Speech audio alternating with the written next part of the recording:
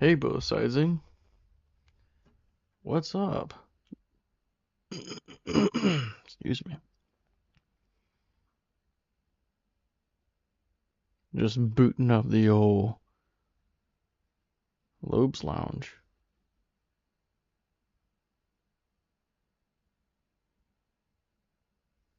Okay, let's do this. Yeah.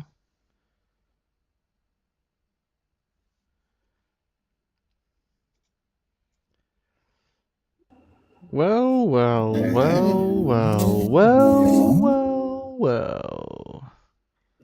Look what the So rat many dragged wells. in. It's 7. It's my favorite. People say, well. My favorite one is where there's 7. What? I think I heard PewDiePie say it one time, and it was the perfect amount. I laughed my ass off just hearing him say it.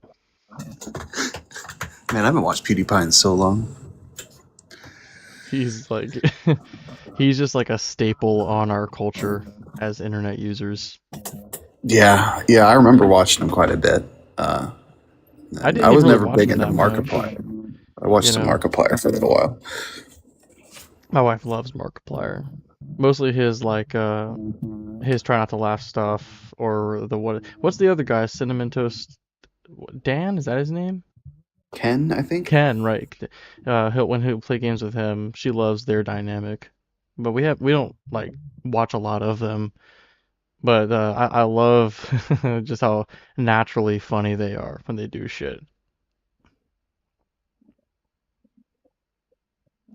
Gonna send some invites here. Yeah, send out a couple too.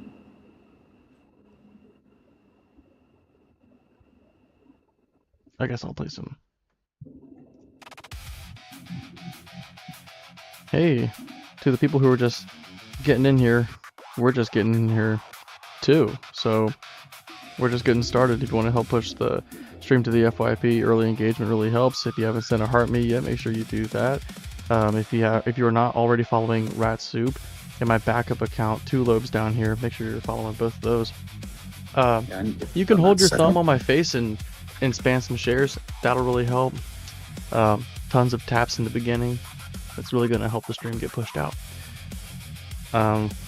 With that, we've got a guest. I'll go ahead and bring them up. Could have done your intro like a PewDiePie intro. Hey everybody, it's Lobes the Absurdist. Yeah. Hey, Jack Alter, you at least 18? Yes, sir. I'm 24. What god do you believe in? I'm a Christian. I just believe in, Jesus Christ, God.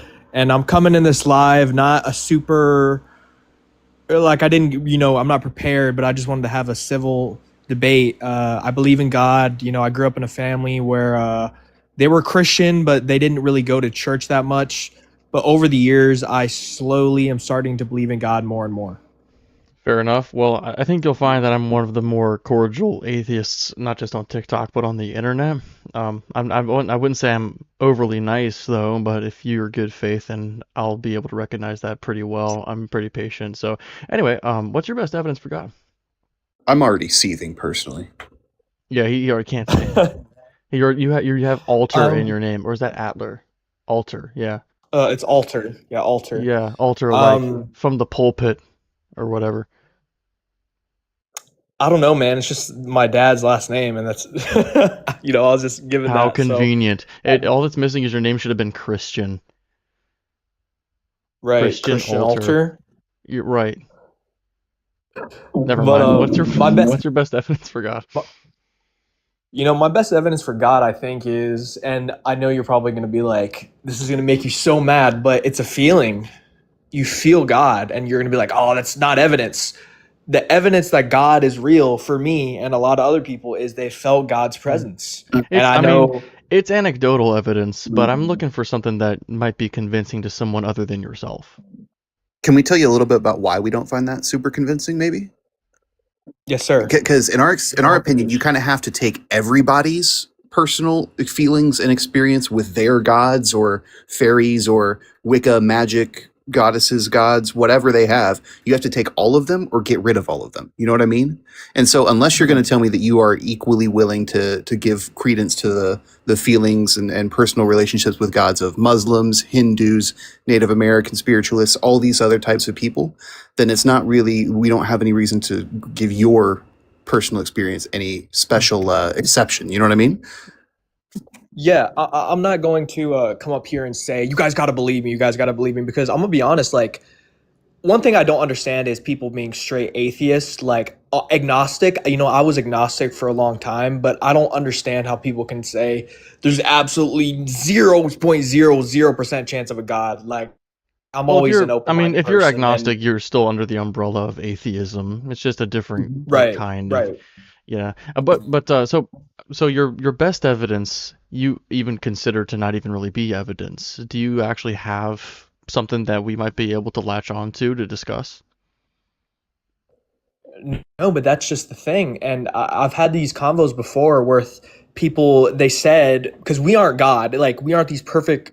Okay, so God is like the perfect creator, the creator of everything, right? That's what God is believed to be. And I remember having a argument with somebody, and he was just like, if God is this perfect creator, wouldn't he show himself to us? And I don't know if I can give an answer to that question because I'm not God. You know what I mean? So the only evidence I have is it's anecdotal evidence. You know, it's anecdotal evidence, and that's it. Yeah, You I know, I don't mean have evidence, and I'm that's the not. thing though, Jack, is like your anecdotal evidence, like what Rat Soup was saying, versus anybody else's anecdotal evidence. If it's just the claim of somebody's experience or their vibes on its face, it's just very uncompelling. I mean, what if I told you that I had a dream that like I came to myself in a dream. It was like my ultimate consciousness from a state of the future where after I had died, I gained all knowledge and I witnessed every moment in time, and I came to myself in a dream to let myself know that there is no God. And it was just this natural thing that just exists. It's just a block universe, and it's always been, and that's the long and short of it. Only thing is, after you die, if you're the most handsome being in all of existence, then you get to talk to yourself in dreams. Um, so, like, if I told you that and that was my personal experience, you wouldn't be able to really tell me that it didn't happen, just like I can't tell you that your experiences didn't happen. I mean, we can't prove what I would be saying. If we couldn't prove what you would be saying, it wouldn't really get us anywhere if we're trying to seek truth together, right? Of course, of course. You know, if you told me that, I might think you're a little crazy, but I'm gonna respect that. I'm gonna respect that because you know that's your personal experience. And there really is. I feel like at the end of the day, the best evidence, and this is coming from someone who believes in God, the best evidence for there being a God is there is no evidence. I'm serious. And you may be like, that's so stupid. When you think about it, though, Hmm. if you have anecdotal evidence, for some people, that anecdotal evidence of actually feeling God is stronger than it on paper because you felt that, you know, for the people that have experienced God. Here's Well, another scenario for you. Suppose there's like, say you said you're Christian, right? Say there's like a Mormon God and a Mormon devil is like the real thing, right? And Mormon Satan is going to send Mormon demons after you to trick you away from the real Mormon Jesus. And now you have this experience within you that's very spiritual, that's supernatural, that you are feeling yourself. But the thing is it's a demon manipulating you to feel that way. How would you know the difference? Like I said, I can't give an answer to that because honestly, there is no evidence on paper that a God has ever existed. It's all anecdotal. And I feel like okay. that's all you can I say. So think that's what why what Rat Soup is I'm trying to here. get you to think about here is many people have personal experiences that lead them to a conclusion about a god, like a specific god, or maybe the fact that there is no god, and necessarily at most, one of them is right. That means the majority of them think they have anecdotal Okay, proof for right. themselves, but they are just flat out wrong. But they are just as convinced as the next guy. So how could you know if you are not one of those people who is convinced by a personal experience but are just mistaken?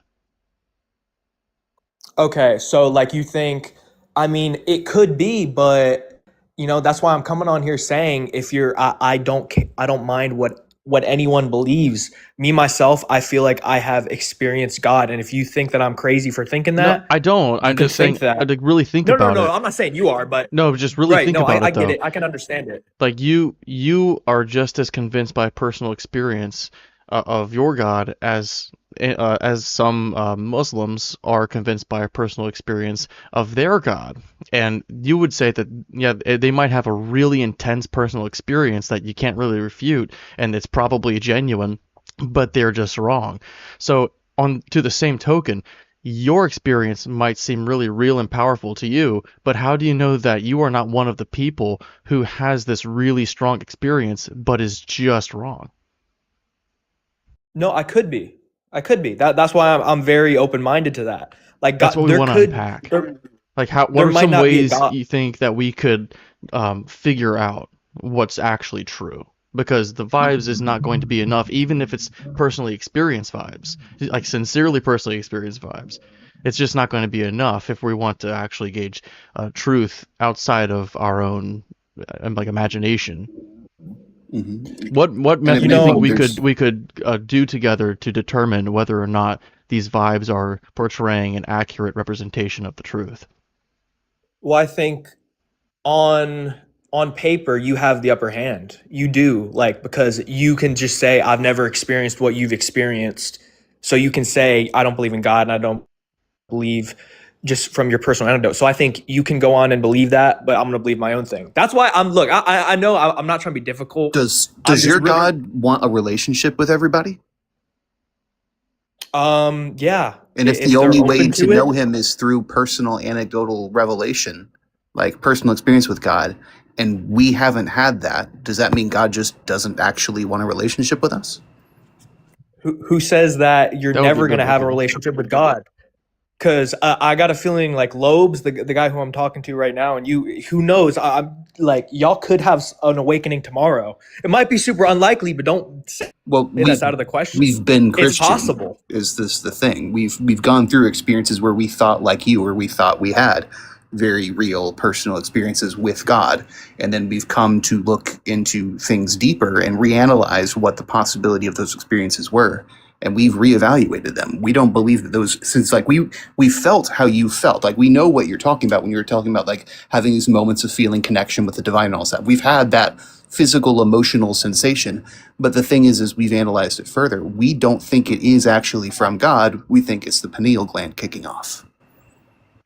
The what gland? Pineal gland. The It's a penal specific gland. I'm sorry, yeah, the penile gland.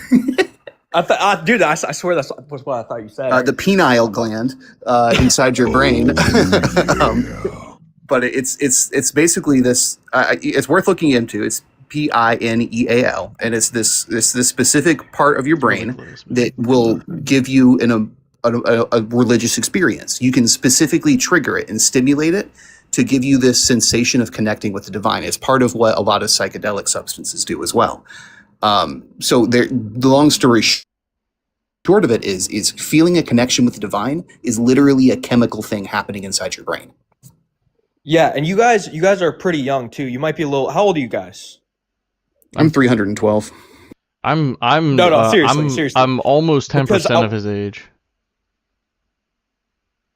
Okay, so you're around like 31-ish, or a little younger than that. You said almost 10%. You said Yeah. 312, so you're like around. Okay, so dude, we're all Quick really maths. young here in our 20s and 30s. Yeah, I've had those experiences too, where some days if I'm going through an episode or I'm just going through stuff, I'm like, if God's real, why would this happen to me? And I feel like some things happen for a reason. So maybe you guys coming on this live to talk about it is maybe you guys coming on live is a way to get closer to God. We never know what the future has in store for us. Like, well, do you think that everything happens for a reason or just some things? It's hard to say, but I do feel a lot of things happen for a reason. Okay, so I guess we can explore both options. So if everything happens for a reason, that would mean that all of the things that we consider bad are ultimately for like God's divine purpose, which would make the bad good.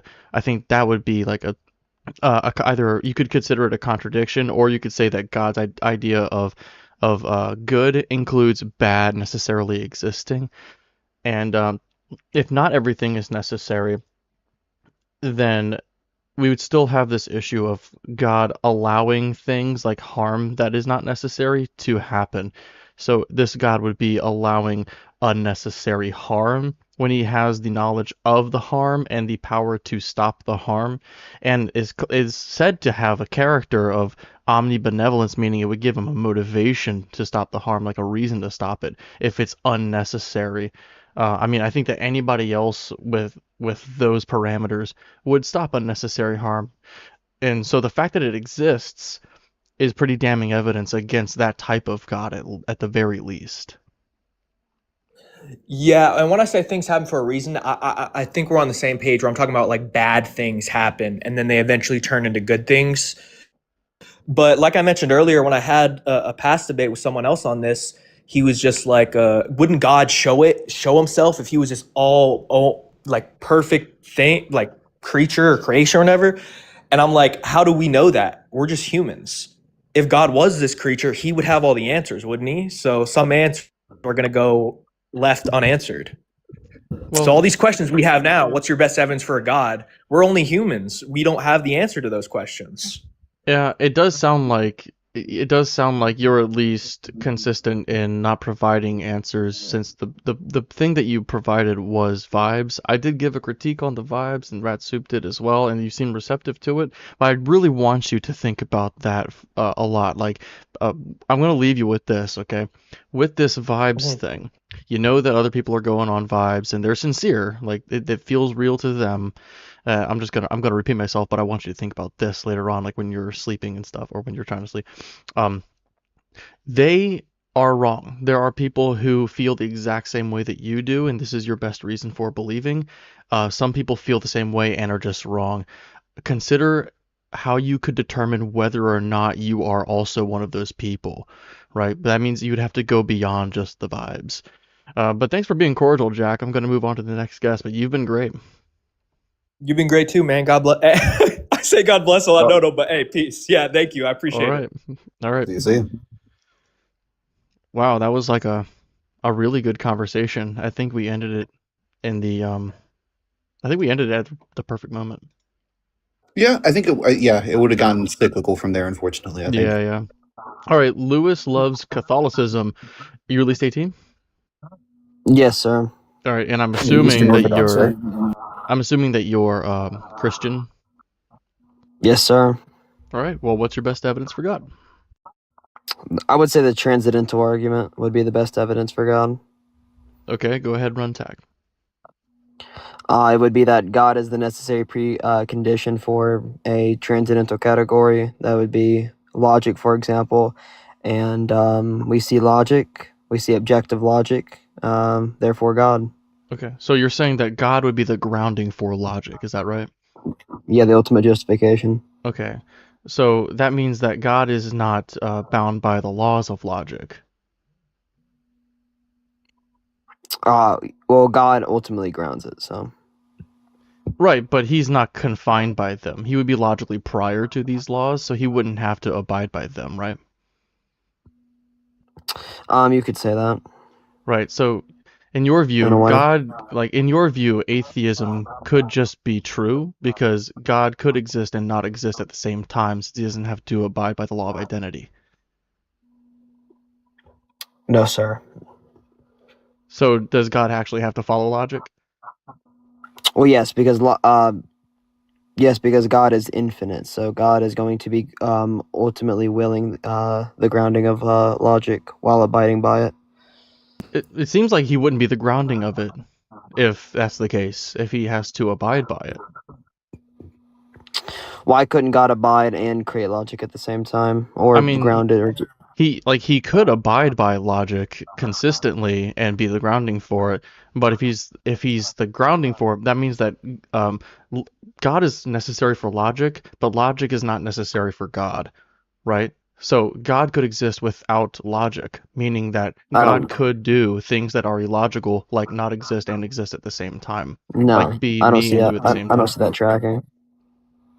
What do you think, Red Soup? Am I No, making sense? it makes sense to me. Yeah, and I also don't agree that logic is a transcendental category either. I wouldn't agree In the with that first either. place, What do you think logic is then, if not transcendental? logic is a description of the processes of the universe.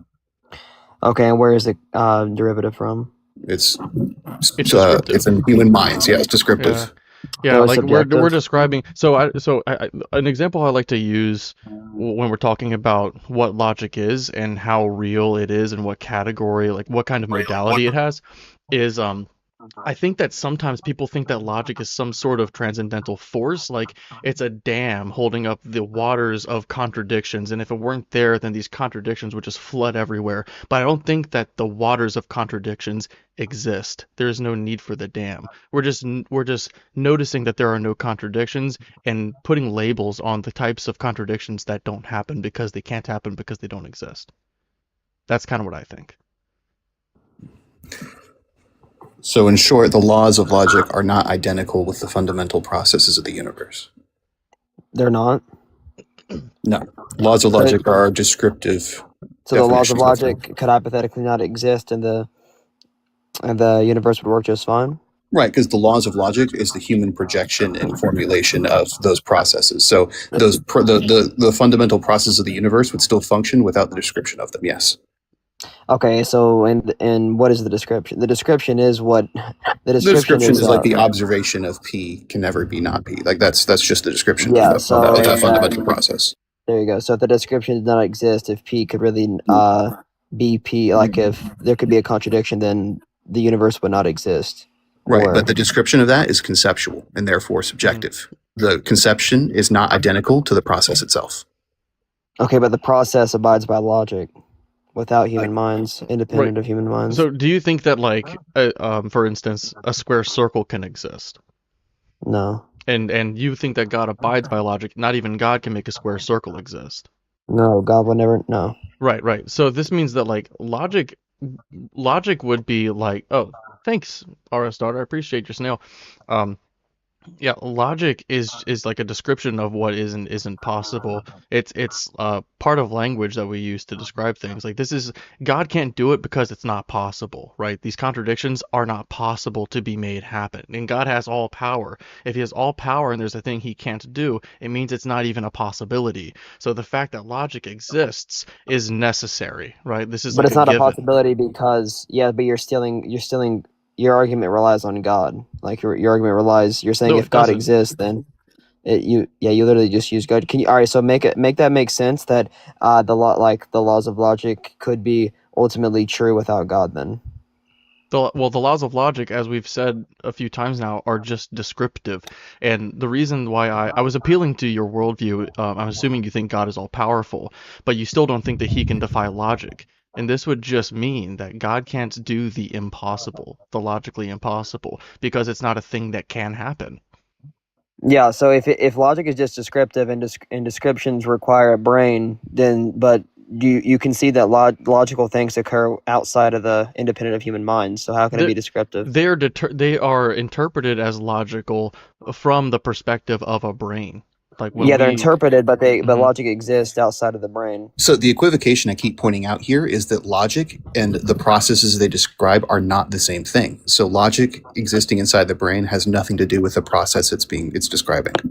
Yeah, so the process itself, I think the interpretation of logic is completely irrelevant. I want to talk about like logic itself. So I think logic itself, to prove that it's objectively true and will not change and is not dependent on the human mind, requires a justification for it. I mean, I think that the transcendental argument against God is pretty strong, where like God would be grounded in logic if you wanted to give logic some kind of like actual ontology that isn't just conceptual. Like, because God cannot defy logic, he's powerless to do so. Meaning that God would get his identity and his abilities from the framework of a pre-existing logic. No, that's not true. God's just going to operate in a way of what he created infinitely. So like he is all powerful, for example. So it's not like a contradiction to say that it's not like to say God is not all powerful because he's not going to because it's impossible for him to do evil because he's all powerful. It's not a contradiction to say that he's not all powerful because he abides in the laws of logic. Well, it is because one thing, a possible universe, we wouldn't necessarily expect logic to be consistent in a world with a God who is deciding what logic is. God could change logic at a whim or defy logic. It's the same sort of argument used for doing things like natural miracle. Like we could see the laws of like physics change often or at a whim if a God was in charge, and we don't see that. Now, it's not saying that God would do this, even if he could, but the fact that it definitely doesn't occur, that the laws of logic and physics are consistent, is evidence that they aren't up to the whims of somebody. No, but you can't prove why it's consistent. It's just it's just more falsifiable under that idea. If there was no God, it would be more likely to see a consistent universe than if there was a God that has the ability to change things according to We were just his talking whims. about this in Ogar's live, actually. He made like the same point. Like if we don't have a God that can intervene with these laws of nature and or maybe laws of logic, then we wouldn't expect them to be able to change. We would expect them to be consistent, right? So if there is a God, now there's like the possibility of these things changing. We don't know No, what you can't his even prove will why would be. you can't prove why it's consistent. Well, we just observe that it is so far, and it doesn't And you always use have logic to to be. do that. Yeah, but you use logic while doing that. So you're using logic to observe how logic is consistent, therefore logic is consistent? Well, that's the thing. Like, I take logic as axiomatic. So, like, because if I don't Is take that your logic, position, though? if I don't take logic as axiomatic, I can't really even have thoughts. Yeah, that breaks down to solipsism. It's self-defeating to deny logic. It's not even solipsism, because you could get to the place where it's like, I do and don't exist, and that's true and not true, and a third option, and a fourth option, and a sixth option, but not a fifth option, but also a fifth option, right? It's just nonsense. If you don't appeal to logic, you can't have coherent thought. You can't get anywhere. Yeah, and I'm saying you need a justification for logic, and you're saying you must appeal to logic to give a justification for logic, which is circular. No, I'm not saying that. I'm just showing that logic is the necessary foundation for coherent thought. Well, can you give a justification for why logic It's is not it's not the foundation. It's not the necessary foundation of like existence. It's the necessary foundation for coherent thought. Logic is in reference to propositions, right? It's not in reference to actual reality. Like if there were no propositions, there would be no logic. But whatever exists wouldn't not be the propositions thing that is. That's not true, because propositions require a human mind, and logic exists without human mind. The processes logic describes. Yeah, he's not getting it, Rat Soup. I don't know how to. Like we've said it like 20 times at this point. He's not getting it. What am I not getting? You're trying to say that logic. You're trying to say that logic is. You think that logic has some kind of and like this is kind of like your presupposition coming into this, that logic is like this transcendental force or something. But it's yes or no? not. Does logic exist without human minds? Yes or no? No. No. Okay, so did the Big Bang act? Was there logical things happening in the Big Bang? From our current perspective, from us having logic, yes. So at the time of the Big Bang, was there logical things happening? From our perspective now, yes. Okay, without it, I said at the time. At the time, I mean, if there were no minds there, then there would be no one to say any propositions about whether or not something was logical. So it could not be described. Meaning, it could not be described in a logical way. So no. But this is a semantic. It's like a semantic argument. Tag is really just semantic. It's not a semantic argument. It's deeply semantic. It's really not. You've been equivocating the definitions between logic and the processes of logic the whole time. You guys are stuck. You're forced to say that you're forced to say that everything that happened before human minds is illogical because logic requires a human mind. No, it would be illogical, not illogical. There wouldn't be any propositions for logic to apply to. There would be no propositions for logic to apply. There would be no propositions for logic to apply to. Right. Yep. And how do you know that and how do you know, and you're using logic to do this? Yes. By the way, which is of course, because I'm using propositions. So it's a circle. No, it's not. That's a You're using propositions to prove logic. You use logic You're during not the getting it. propositionals. That's a circle. We're not. You are not getting what we're saying. That's a circle, because brother. Yes or no? Do you use where logic is for I'm propositions? aren't asking you attempting to describe the where is origin the of logic. proposition where if there are no That's a people circle. to make propositions at this Big Bang event, then where is the proposition that things could or could not be logical? There doesn't need to be propositions. That's my Yes, point. there does. Prop- Because logic is tied to So your propositions. justification for logic is that you use logic to come up with propositionals, and those propositionals prove logic. It's a circle. Your It's premise a is in your framework of conclusion. inference. Our Rajab, justification is that I don't know how we can help this guy, man. Your I- premise is I- in your conclusion. do Yes you or no? Is understand your what a pre- do you Yeah. understand what a process to be fundamental means? Yes or no is your premise in your Lewis, I conclusion? really need you to lock in on this. Do you understand what it premise is means in for your a process to conclusion. be fundamental? I need to clear this up, brother. I'm breaking this down for you. Do you understand what it means for a process to be fundamental? Yes. What does it mean? For process to be fundamental? It's necessary, right? Yes, brother. So if it's Understand. necessary, it's part of the universe. It's there from the beginning. It's eternal. It doesn't have an explanation because it's fundamental. The processes that logic, the laws of logic are describing are fundamental. So Yeah, the they're- justification is that they're fundamental. Okay. I understand. But okay, but your justification to know that logic, right, is you're saying logic requires propositionals, okay? Propositionals require logic. It's a circle. Propositionals do not require logic. So you can make a lot. So are you saying Yes, you're you can make making? illogical propositions. Are you saying you're making illogical propositions right now? So check No, this why would I out. say that? I'm Okay, so your proposition to prove logic. I am an unmarried. I'm a married bachelor that handed a square circle to my friend who does not exist but is my friend. That was very illogical. Of course, yeah, exactly. So you have to appeal to a logical proposition to prove that propositions require logic. So are you saying I'm saying your proposition, unless you want to concede that your proposition is Propositions illogical, don't require logic. your proposition requires logic. No, it doesn't. They don't. I made the Then concede proposition. that your regardless- proposition is regardless- illogical. No, propositions don't require logic. Logic requires propositions. Okay, so you either concede that your propositions are or illogical. Which or that they proposition? require Are you logic. talking about propositions in general being possibly illogical, or are you talking about a specific proposition? I'm saying your argument. I'm saying your argument for. Can you go ahead and steelman our argument for us? I don't Yeah, know. so you're trying to say that propositionals are required for logic because logic is a descriptive of the universe. So, and for you to actually describe the universe, you would need to operate in propositionals. But my thing is if you you either, it's two things. You either concede that your propositionals are illogical, okay, or you say that logic is required for your propositionals I don't see your inference rule for this. because logic is required to make propositionals. Well, it's not required, but for you to be making a logical proposition, logic would have to be required unless you want to concede you're not making logical propositions. Yes, logic would be required for logical propositions. Okay, so But not for your all argument is propositions. Yeah. for not all, but you would but your proposition, right? So are you saying that? So your argument is I'm using logic to make a proposition to prove that propositions are logical, or that you require propositions for logic. That's a circle. You say it one more time to make sure I'm following.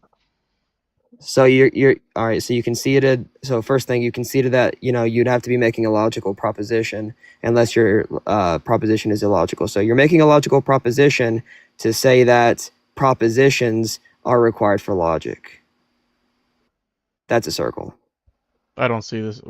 So what I'm saying is that in order for you to have logic, you need propositions. But in order to have propositions, you do not need logic. But you would need logic. You would right now would need logic unless you want to concede that you're making an illogical So conversation. we're just having a conversation about the meta of all of this, the meta Yeah, but- logic, right? But So hopefully, I hope you would So- say that you're making a logical you proposition. have of this. you yourself are using logic to doubt logic, which is also circular in a much more vicious way. I'm not even convinced you've described the circle that you're claiming we're doing at all, to be honest with you. But I think what you're equivocating here is between logical and logic. Like, we are talking about the origin of logic using logical means naturally. Of course we are. That's Yeah. not a circle. It's the justification for logic is that it's fundamental. We aren't trying to justify logic by using logic to describe the origins of logic. You are, because you're saying that it's a propositional. That propositionals are required for logic, and you use logic with your propositionals. You would be right now. Right, but we're talking about other propositionals, like the larger whole entirety of the possibility space of propositionals, not Well, I'm specific saying thing. logic. We're not calling about specific properties of every proposition. Well, I want to specifically talk about logic because that's kind of what the big precept is for conversations and arguments and debates. Mm-hmm. Yeah. So what I'm trying to say is you can't use propositionals to ground logic because you use logic on propositionals unless you want to concede that your propositional is illogical. Well, which I wouldn't do. people used logic in their speech, and hang on a second. RS daughter just became a super fan. I want to acknowledge you. Thank you for that. Very special.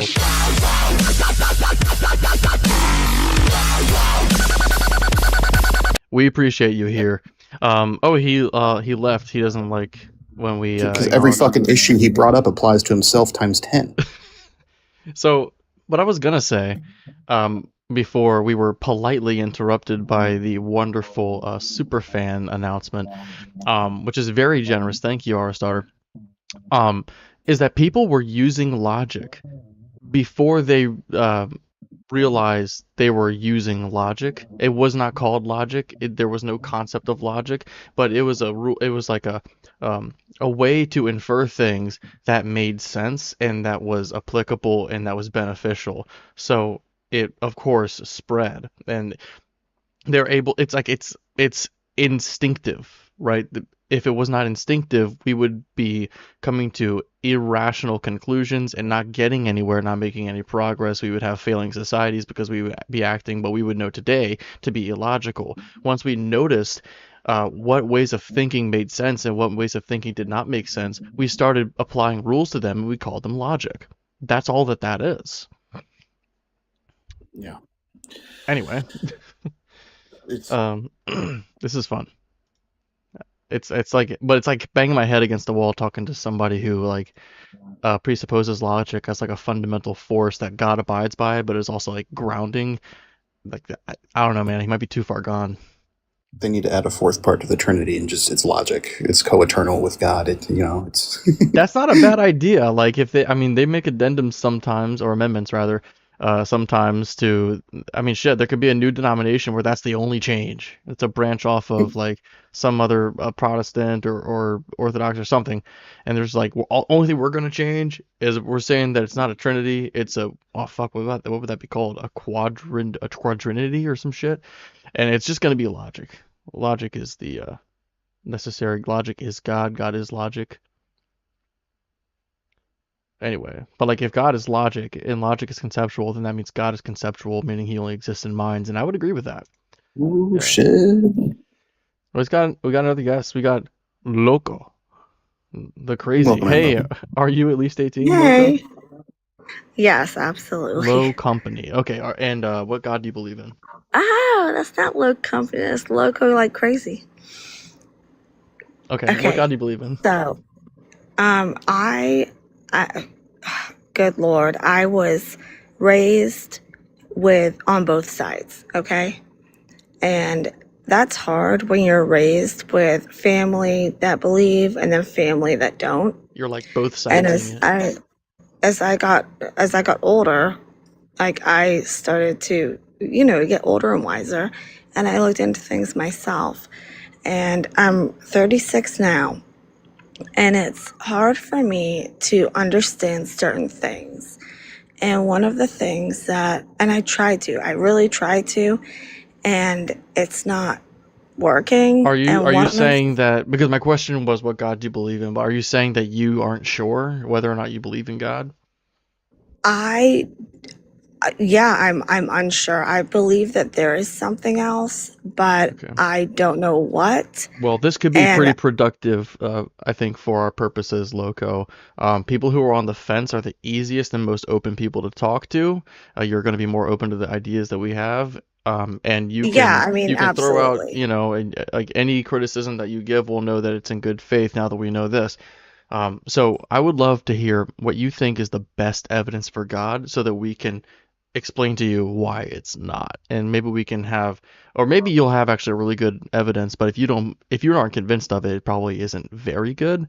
But I would love to have a back and forth with you about this so that we can unpack the truth of the matter. Could I ask a question that has been on my mind recently? Okay, but I would love for you to, once you're done with your question and I answer it, to Yeah, throw that's some yeah. evidence at us that you think is good. Okay, so something that's been weighing on me recently is I've heard a lot about abortion. Obviously, that's a hot topic. And And real quick, um, I don't discuss abortion on my platform, so if it's going to be an abortion-specific question, I won't answer it. I don't think it's specific. I feel like it's more towards God's will. If a woman chooses that, then wasn't that God's plan? Didn't God have a plan for us from when we were knitted in the womb? I mean, I think that when you take certain properties of God, like he's omnipotent, omniscient, and he's the prime mover, regardless of whether or not he's like the third one, omnibenevolent. I think that just results in modal collapse, and everything that happens is necessarily by God's will. Everything that happens, And no matter what it is intended by God. he's all knowing, all powerful, he's those things. So Right. he knows our plan. He knew the plan for our lives from when we were knitted in the womb. Yep. That's what my Christian side of the family, would always say. That's right, because So, he's in a situation where he chose to make this world rather than that world, right? Where people were exposed to different priors that led them to different beliefs and conclusions and ideas and decisions. So he could have made a world where I don't know what you hold to as far as free will goes, but I'll just grant free will just in case. Let's say he could make a world where everybody has free will, but he provided them with circumstances and priors that made them always want to, or at least caused the chain of events. They would always use their free will for things that he thought was good, and there would be like no if in this instance abortion's bad, then we'll say that like there would be none of that. There would be no killing of people. There would be like no sickness. There would be no, he could have made that world, but he decided to mhm. make this world where the causal chain of people's decisions followed in this way. So he could have made a different one where we decided to do different things, but he made But this one where we decided to do these things. what I'm So that's true. struggling with is that there's a lot of Christians that will protest abortion, but what if that was part of God's plan? What if that was part of God's plan for that woman to make that choice? And I don't think a lot of Christians think about that. It would Like, have to what? be.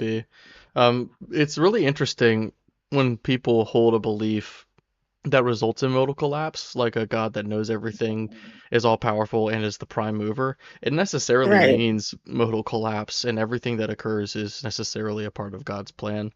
So, um, no matter what happens, like God would consider it to be good because even if it's like a bad quote unquote, it's necessary for a greater good, right? So that like the bad is good, right? Because it's necessary.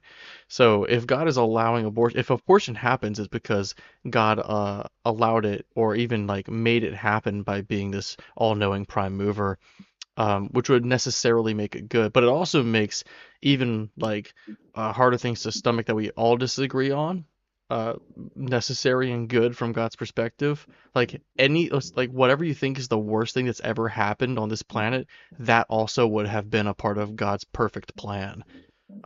So it is kind Right. of And why would insane to he think. make that plan? Why would he do that to his children that he says he loves so much? And also, along with that, he says, like I said, that he created us in his own perfect image and that the Bible says that he's a selfish God. It sounds like a toxic relationship to me. That Yeah. sounds like an absolute toxic relationship. Yeah, I mean, the gospel too is also evidence of this. Oh, Ratsup, I'm getting some echo from your end. From me? Yeah, Sorry about that. from Rat Soup. Oh, okay. Yeah, no, he's muting up. So, even like the gospel message that's supposed to be, they say it's the good news, but really it's like, um, he kills an innocent person so that the guilty can get off scot-free. So it doesn't matter what they do, so long as they pledge their allegiance to him and lick his toes, basically. Like, I don't care what you do. If you're on my team and you love me, then it doesn't matter what you did. But if you are a great person, but you don't accept the fact that I had this innocent person, tortured to death for no reason, because he's all powerful, he didn't need to make that necessary. Right. Even if you're a good person, if you don't acknowledge me and suck my toes, then I'm going to torture you forever and ever and ever. It's like Right. love And me why or would burn. someone This is right, and and why they would say someone that create they us say to it's like send us a to a loving horrible gift, place? but it's coercion. That's really what I struggle with is knowing that, like I said, my family, I've had family members or have family members that were raised Christian. I have family members that were raised with no religion at all, and I just, I mean, I when they talk about it, I listen. Of course, I listen, but then I think my own thoughts, and I'm like, well, why would a God create us just to send us to a terrible place? I can't wrap my mind around that. I can't understand that. The best apologetic that I've heard of that is one that just appeals to ignorance, where they say, well, God's ways are higher, or God works in mysterious ways. Don't lean on your own understanding, or that's where faith comes in. These are non-answers that are designed to stop your thought so that you just don't think about it anymore, and you just accept that it's true and it's good regardless of how insane it sounds. This is just a common religious tactic to keep people in the faith. But if, of course, if you're from the outside looking in from a logical perspective, you can see the absurdity within. And this is something that you would never join if you were to analyze it from the outside before jumping into it. You would never cross that threshold of it actually Hmm. making any real sense to join it, to like put those blinders of blind faith on and ignore the logical problems with the God thereof.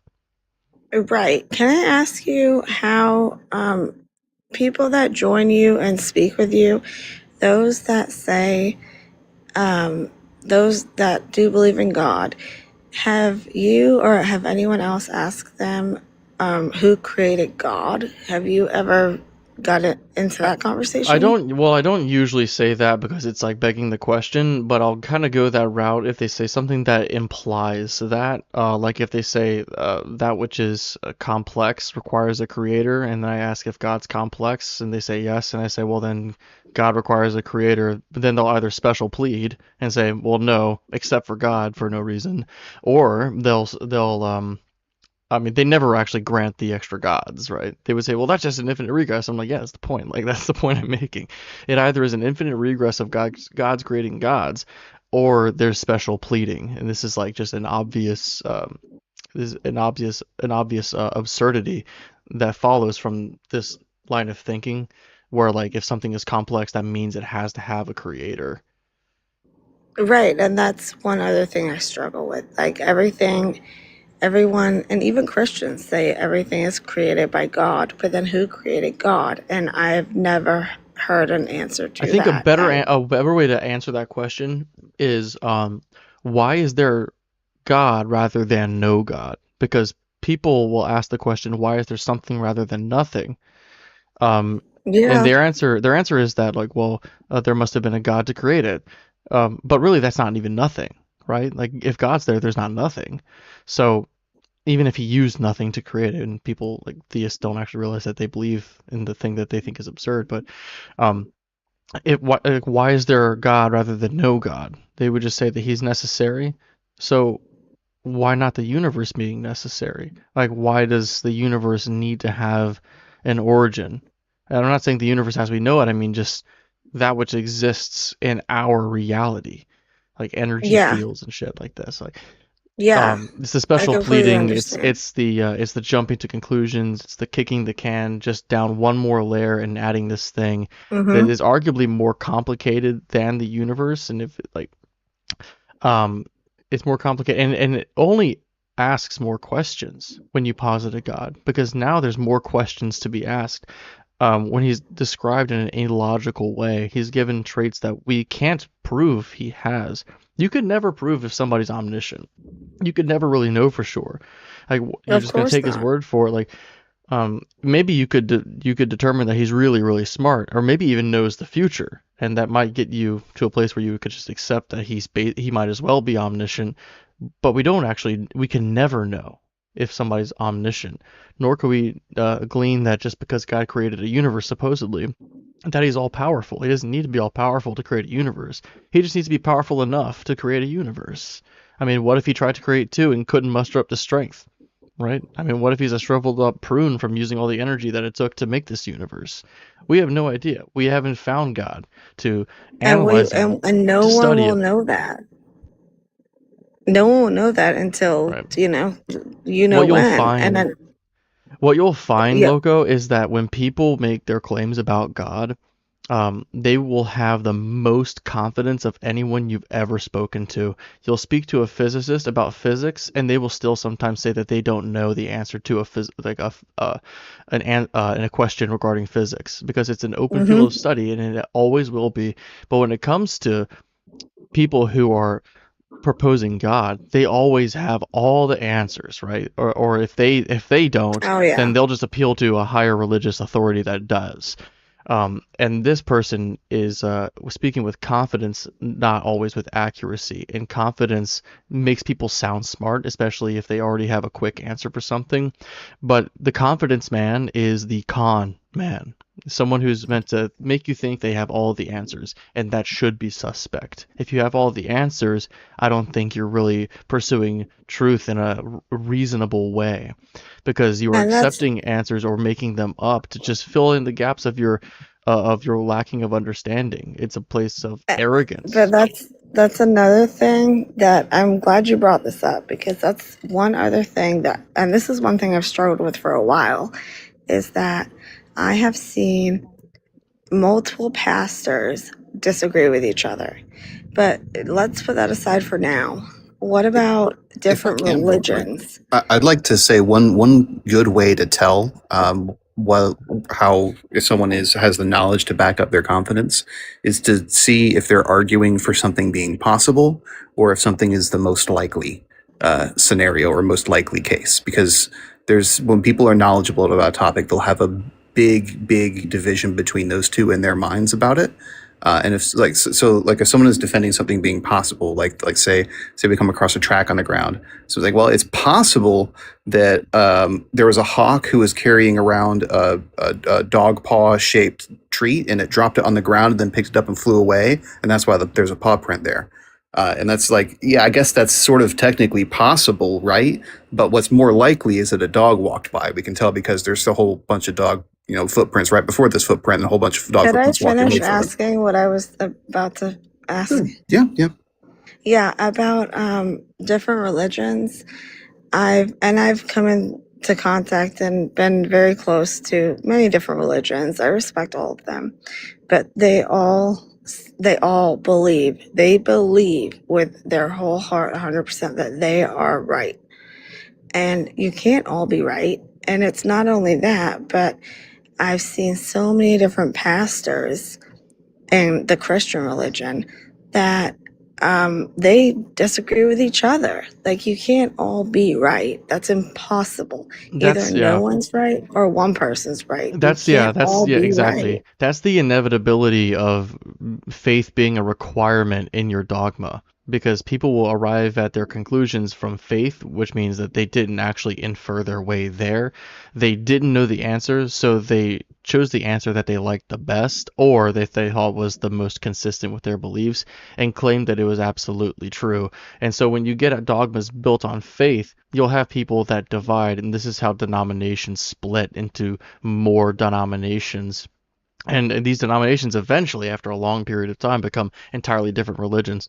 Like most Christians would consider Mormons to be an entirely different religion. And I think that I would too. It's just an obvious branch off of Christianity, just like Yeah, Islam is sort of a branch off of Christianity, but it's even further removed in they certain all have ways. their similarities. Yeah, there's similarities, and there's just this obvious evolution of religion that we see happen throughout culture in history. And this happens when people take dogmatic beliefs based on faith. They split off and they disagree, so they part their ways and they get in fights and they can never resolve it because they all believe that God is giving them direct revelation and it's Yes. absolutely true without being able to justify. Now, when we talk about things regarding science, differing beliefs converge, and people who disagree begin to agree once the evidence is shown to all participants in science. I mean, not always, but more often than No, not. not always, Something, but right? usually Something is, scientific facts is it's a yeah, scientific it's fact. actually based on some kind of substance rather than faith. There is no faith involved in science, and that's why we will say that we don't know things. But the religious person will say that they know this, they know that. They don't have a justification for this, but they know it because they have faith, which is just saying that they're going to claim something they cannot justify, and that's why you have this Right, division. right. It bothers me when people say, I'm going to pray for you or I'll pray for this. What is the point in praying when God already had a plan? If God has a plan, prayer can't change that. He has a plan. That's his plan. Absolutely. Um, hang on, let me check something real quick. All It's right. okay if you want me to dip out and Oh, give I was someone just else checking to see if there time. was somebody else who wanted to debate, but the guest box is empty. I'm very happy to continue this conversation because I think it's important. Um, Now, what do you think is like the best evidence for God? Because we did kind of go down a rabbit hole about your question here, and I think that we I spoke a lot about if it. What do you think is like the strongest yeah, piece of evidence for God's existence? if I oh gosh, if I thought that if I had to think of the best evidence of God, I would, and I never used to think this, but I think the Bible, because I mean it's been around for so long and it's never been changed. So that's something that also conflicts me, like if there weren't, and also where did we all come from? And I'm not saying it's specifically God, but if we're talking about if there were a God, I mean, the Bible, it hasn't changed. It hasn't, well, it's been changed from, what do you call it? The Old Testament, New Testament. But other than that, it hasn't been changed. The only thing that changes is how people perceive it. So And people perceive it different ways. the Bhagavad Gita, for example, is far older than the Bible, and the Bible has undergone many changes throughout history. You can even look at just today without looking at history and see that it's been changed because we have different translations. So I don't know what exactly you mean by change, but it has gone through revision, and the Catholics have a different Bible that they use than the Yeah, I Protestants, know and about they have I a know different about Bible that that they one. use than the Mormons, or they have like an addition, right? But the Bhagavad Gita, for example, this is a Hindu text. This far predates the Bible, and Hinduism is older than Judaism. So, I mean, I don't know that something's age and consistency is really good evidence for the subject matter within the claims that they're making. Uh, like, I don't think it has any bearing on its And truth value. I can agree with that absolutely because I've gotten into this many times with other people about things that went on years ago, and they're like, "Oh no, the Earth wasn't even here that long ago because the Bible started at this time," and it drives me nuts. So back to, I mean, the question of the best evidence of God. I don't know the best evidence of God aside from our existence, but I don't like that it's called, I don't think it's the same God as people say it is. I Hmm. think it's something else. I think it's Right. something obviously created the universe and One everything thing, else. one thing that I could say to our existence being evidence of God is that's basically saying that um, if God exists, we would expect him to create us, or at least create life. Now, Hmm. this is just like something that is claimed, like that's what would make it evidence. And it would also have to it would have to also compete with the fact that what is or isn't expected on naturalism, right? We would expect it on naturalism too because we have evolution and all this stuff. So it's not that it's not expected under naturalism, but if we're saying that it is expected under theism, I think we'd have to justify that. What if the case is that if God exists, he would never create life? I mean, how do we know what God would or wouldn't do? How can we know um, if life or humanity is actually expected on theism? We can't And really how are we not all related? we've defined God that way. We've defined God How, as how something that would create life. if we started with Adam and Eve, wouldn't that show that we're all technically related one way Well, or another? we couldn't have started with Adam and Eve because there's not enough genetic material or genetic information between the two to actually Right, that's produce right. That's what offspring that I'm extends this long. It's an and obvious, that's what man. I'm asking about. And obviously, you would see by DNA that we would all be related, even in the most minimal way.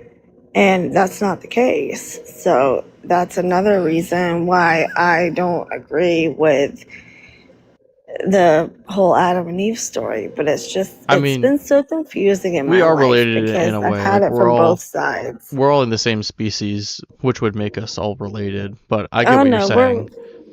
I don't believe that we're all related by DNA, but I feel like we're all brothers and sisters. Like you're my friend. You're good, right? We're good. We get along.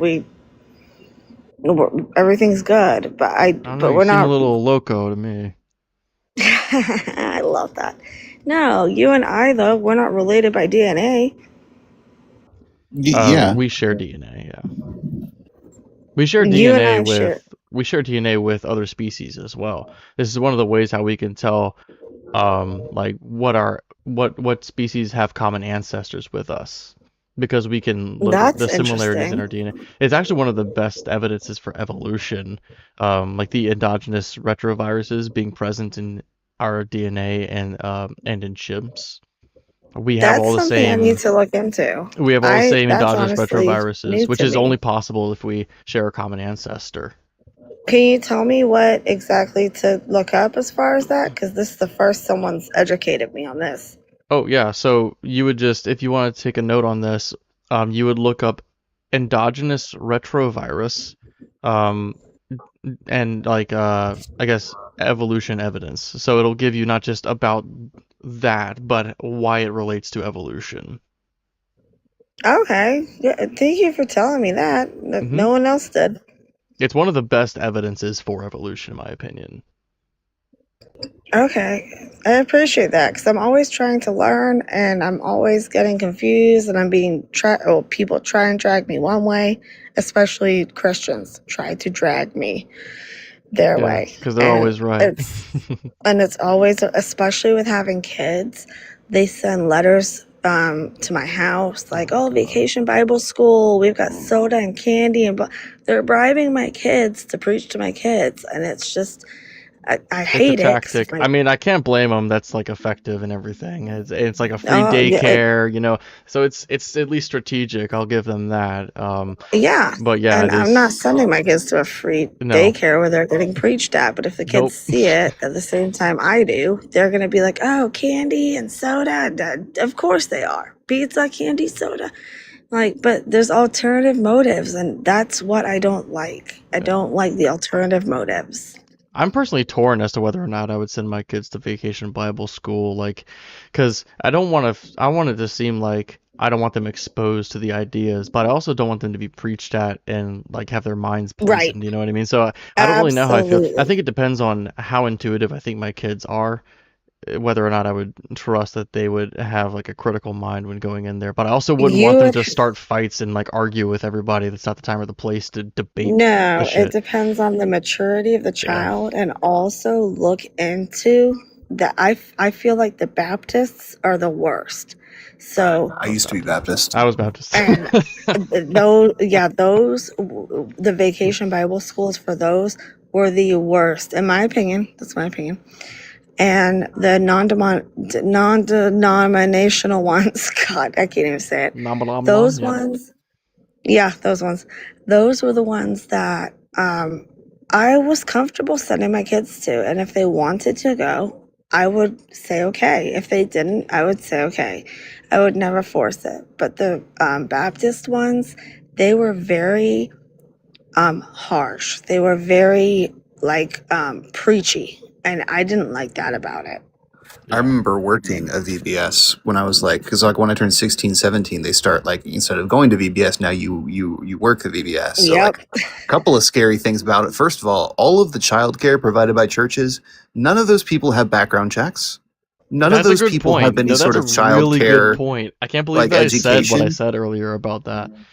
They had me as a 17-year-old watching like daycare kids and stuff like that because and then doing vacation Bible school stuff. Half the things were run by teenagers. Hold on. None of them background check anyone? No. 'Cause I did the same thing. I was a teenager helping with VBS, and I sure as shit didn't have a background check. I don't even think I was technically a member of my church. They're not Are doing it you for the able adults to either. background check a teenager? I'm not sure. Actually, that's a good point. I'm in Florida, so everything's public record. But when you're a minor, you can't see that on public record. But everything else in Florida, you can see everything. But I mean, like, even for the adults, like, adults never got any sort of background checks. I ended up working at a summer camp. Summer camp, you got background checks working at a summer camp. But we used to do these things. I remember I went to this camp as a kid, and then I worked there as an adult. But we did these things called cry nights, where, like, it would be, like, one of the, like, second to last day of camp. And it would be a really exhausting day where they'd run you ragged all day long. It's a revival. And then at the end of the night, they'd tell you about like how Jesus died for you and stuff like this and how you owe him all this kind of stuff, right? When you're all peak exhaustion. This so is you just- traumatizing. It's meant to be. It's meant to be. And then it's meant to make you break down and start crying and feel like you need Jesus or else you're going to hell. Yeah. Yeah, I'm I'm gonna it's mute for a minute. horrifying. Hey, Very I'm gonna effective. mute while I listen to you because I'm about to run inside. But I'm listening. Well, actually, we do have another guest who is probably going to want Oh, to okay. debate. But thank you for coming up, Okay. Luca. You're welcome to come No back problem. anytime. I'm live Monday through Thursday, so you can come back tomorrow if you'd like, or next Okay, week. I'll be listening still. But thank you. I appreciate you. Yeah, thank you for coming up, Luca. It was really fun. It was a great conversation. Hey, Brian Shantaine's here.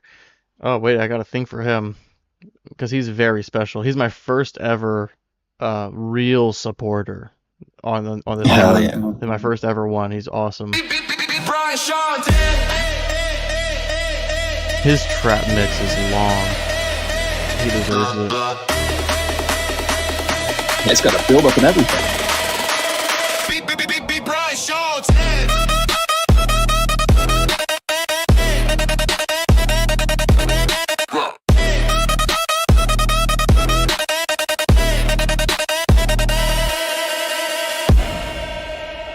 That's Brian Shontaine for you. Hell yeah. I haven't seen him in a while. That's a good. Thanks for being here, homie. And the person who was requesting to debate did drop. So anyway, guys, guest box is open if you want to come up here and give us your evidence of God. Hang on. Let me see if I can. In the meantime, the rest of you, like I said, if you keep liking the stream and sending those gifts and stuff like that, sharing it out, we'll get some more opposition in here. The algorithm will get pushed, all that fun stuff. That's right, yeah. You hold your finger down on my face, it'll bring up a list of people who TikTok thinks is relevant to you, people who you're friends with or follow, and you can just spam the shares. It's very normal culturally around here. It was weird to me when I first joined TikTok, but now it's like everybody does that. But yeah, and you're welcome to send gifts. Just fair warning, don't like fill up the meter completely, or else I'll sing to you. So you don't want to do that. Because I will do it. Like, it's been proven to happen, and I don't know why people do it anyways. That's why I raised it for y'all, like, because you kept like fucking up, so I made it a little bit more harder for it to happen. Well, they got you on the 3,000 last time, too. Yeah, and I had to sing a song. And yeah, it's like people don't understand warning signs when they see it. They got fucked, man. We got some It's Christians crazy. talking in the comments. Now, obviously, you don't like have to come up, but I think we've proven we don't bite by now. Yeah, we don't bite. What I might do actually is a reset. Cool. I'm down You for know? that. Yeah, so if everybody is enjoying the stream, give me a follow, because I'm gonna end the stream and then just restart it right back up. At least on the TikTok side. I'm also over on YouTube, but I don't know how to get viewers on YouTube. I don't think there's anybody watching over there. Yeah, so give me a follow. Follow Ratsu. Follow the backup account. I'm gonna end it and just bring it right back up, and we'll see if we can get some traction there. I'll see Give me y'all in just a few. minute to grab myself a drink, and I'll be back in a second. Fair. All right, see y'all soon.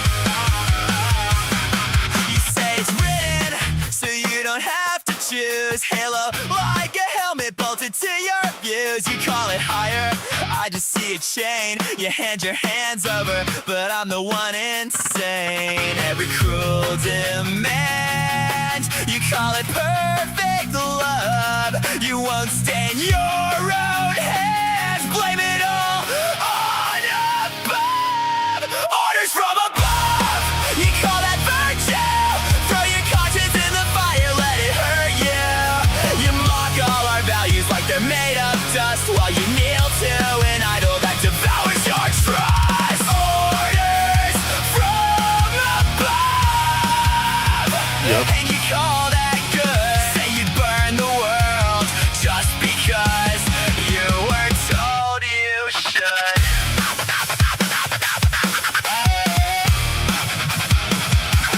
Justify it when children end up dead. You bless the violence, then say it's tears you shed. You claim it's mercy when the weak are crushed. You hide behind a whisper and dress it up as trust. Every twisted line, you swear it must be right. You turn your face away, say you're just the light. Orders from above, you call that virtue.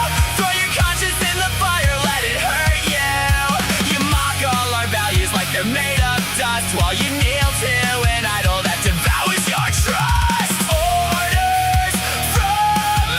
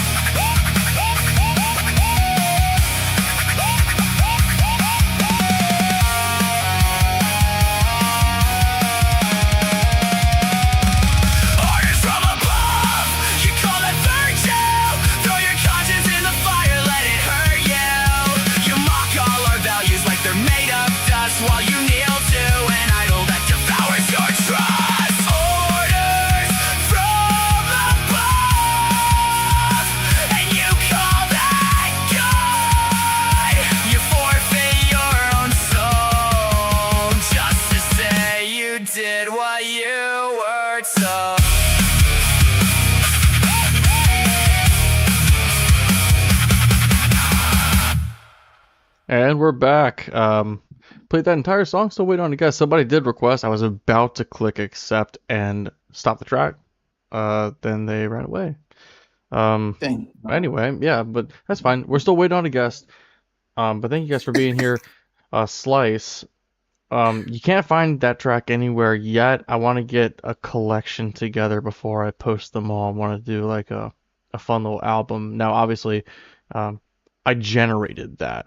So like I'm like for like disclosure, I am more or less a musician, but I can't make that. I just wanted that type of song to exist, so I did what I could to make sure that that song existed, right? So, yeah, I think that's justification enough.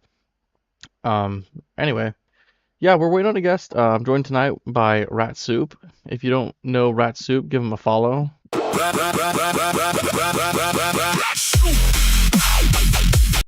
That's Rat Soup.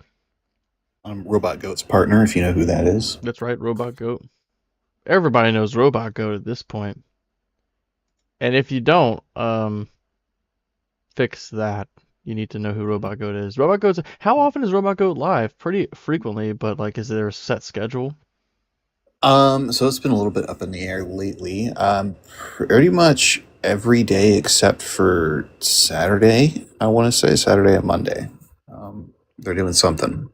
So you'll see them all the time. Tomorrow night is going to be the next time they're on.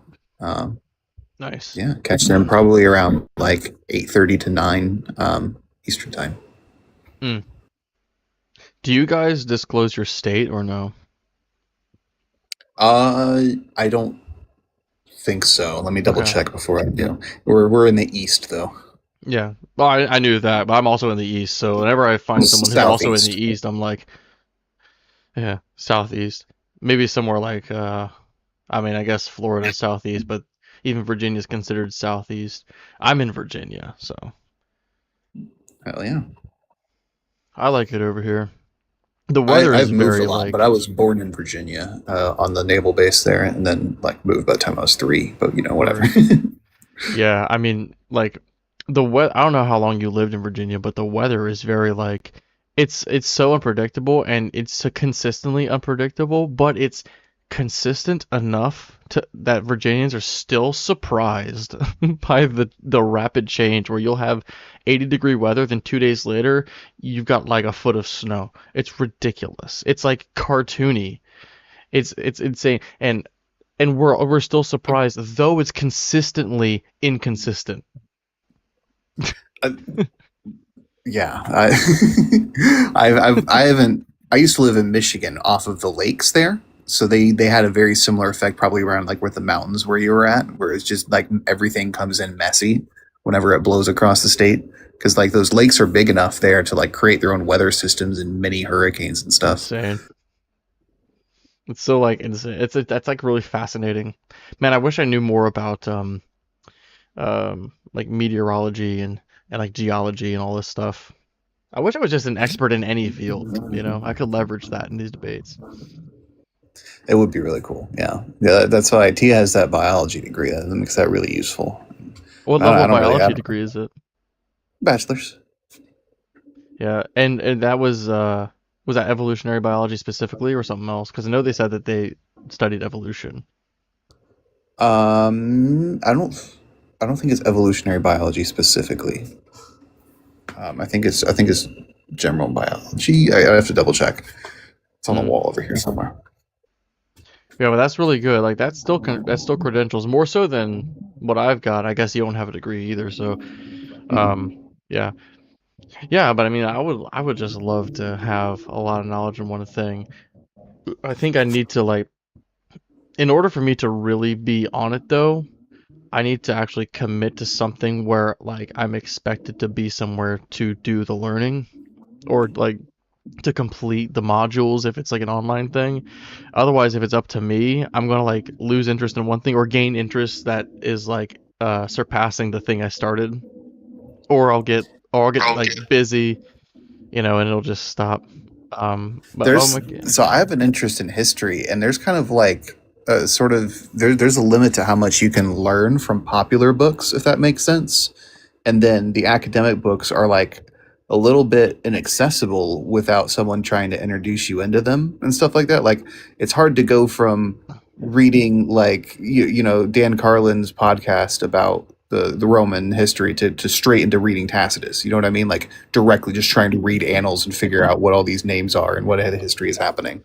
Right, So right. that's kind of what I think I would benefit from getting more like hands on, like a teacher helping out. You know what I mean? Yeah. Yeah, history's pretty involved. We got Callium Wolf. I hope I pronounced that correctly. Are you at least 18? You got that right, bro. All right. So what God do you believe in? I believe in the God of the Bible, bro, and I think He loves you, bro. He can change your life. Okay, and you're talking about the Christian Bible, right? There's only one Bible, and it's a Christian Bible. Yeah, man. Well, there's other I think Bibles, Jesus but I can just wanted to definitely. make sure.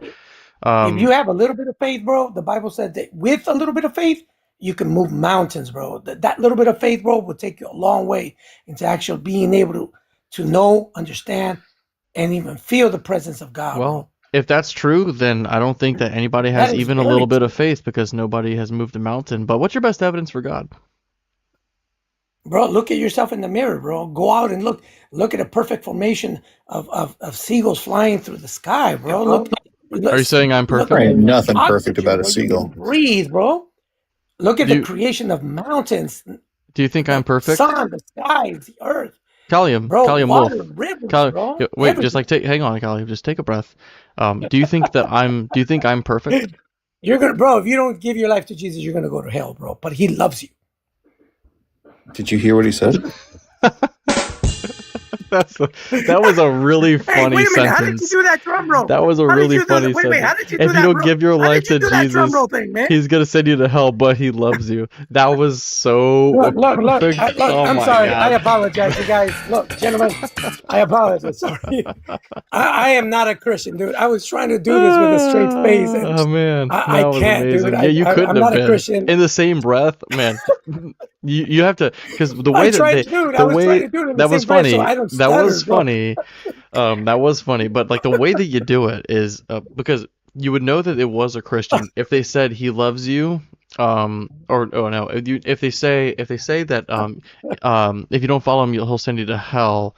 But then later on say that He loves you. And then they forget that they said the first part. Then you point it out, and they pretend like they Right. never said it, or they'll say that, well, you send yourself to hell because everybody wants to have like eternal torture or some shit. Yeah, That whole thing about but in the you're same gonna go to breath. hell That was is really good. trying to. That That was whole thing good, about, man. I mean, with Christians, bro, it's the whole thing about you're gonna go to hell, but Jesus loves you. It's a way of trying to put fear into you Yeah, and it's to the love stick. Jesus back, kind of a You're thing. right. I've had these debates with Christians on their lives, and I show them with scriptures why the Jewish God of the Bible is not real, and how it contradicts itself from New Testament to Old Testament. Sometimes it contradicts itself in the New Testament, but they're just. Well, Callium, are you an atheist, you or do know you what? believe in any other god? No, I am an atheist, bro. Okay, you sound like I am one. an atheist.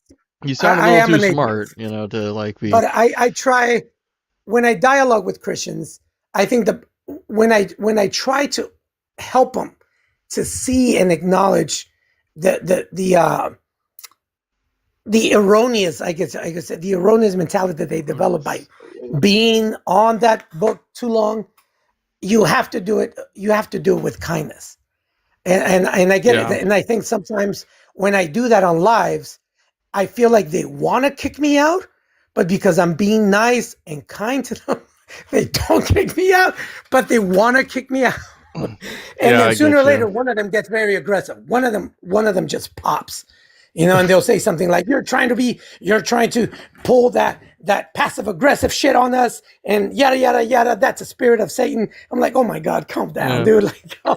Well, thank you for the last Callium Wolf. I would love to have you come up with some more jokes another time. Use a different account next time, so I'll be surprised. I want the first time experience again. Okay, so because if I see you come up, I'll play along. But like, I would love to I'll do it experience next it time. again. Yeah, all right, man. I'll write down some scriptures and I'll use them to see what. All right, I'll see you next time, Anyway. Callium Wolf. Have a All good night. right. Yeah, he was fun. Hey, Cino, are you at least 18? Hello. Is it okay if I just ask like a question for like atheists? Well, sure, I'm but first I I'm just need Christian. By the way. I just need the preliminary question. So you said you're Christian, right? I think that's what you just said. Yes. Okay, and are you at least Yes, I 18?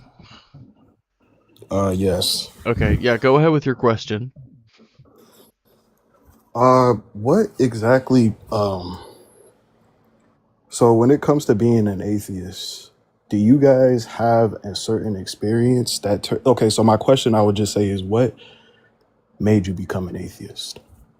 So for me, and Rat Soup is going to have probably a different response since atheists aren't like a monolith. We all have our own journey, just like you would have maybe your own testimony.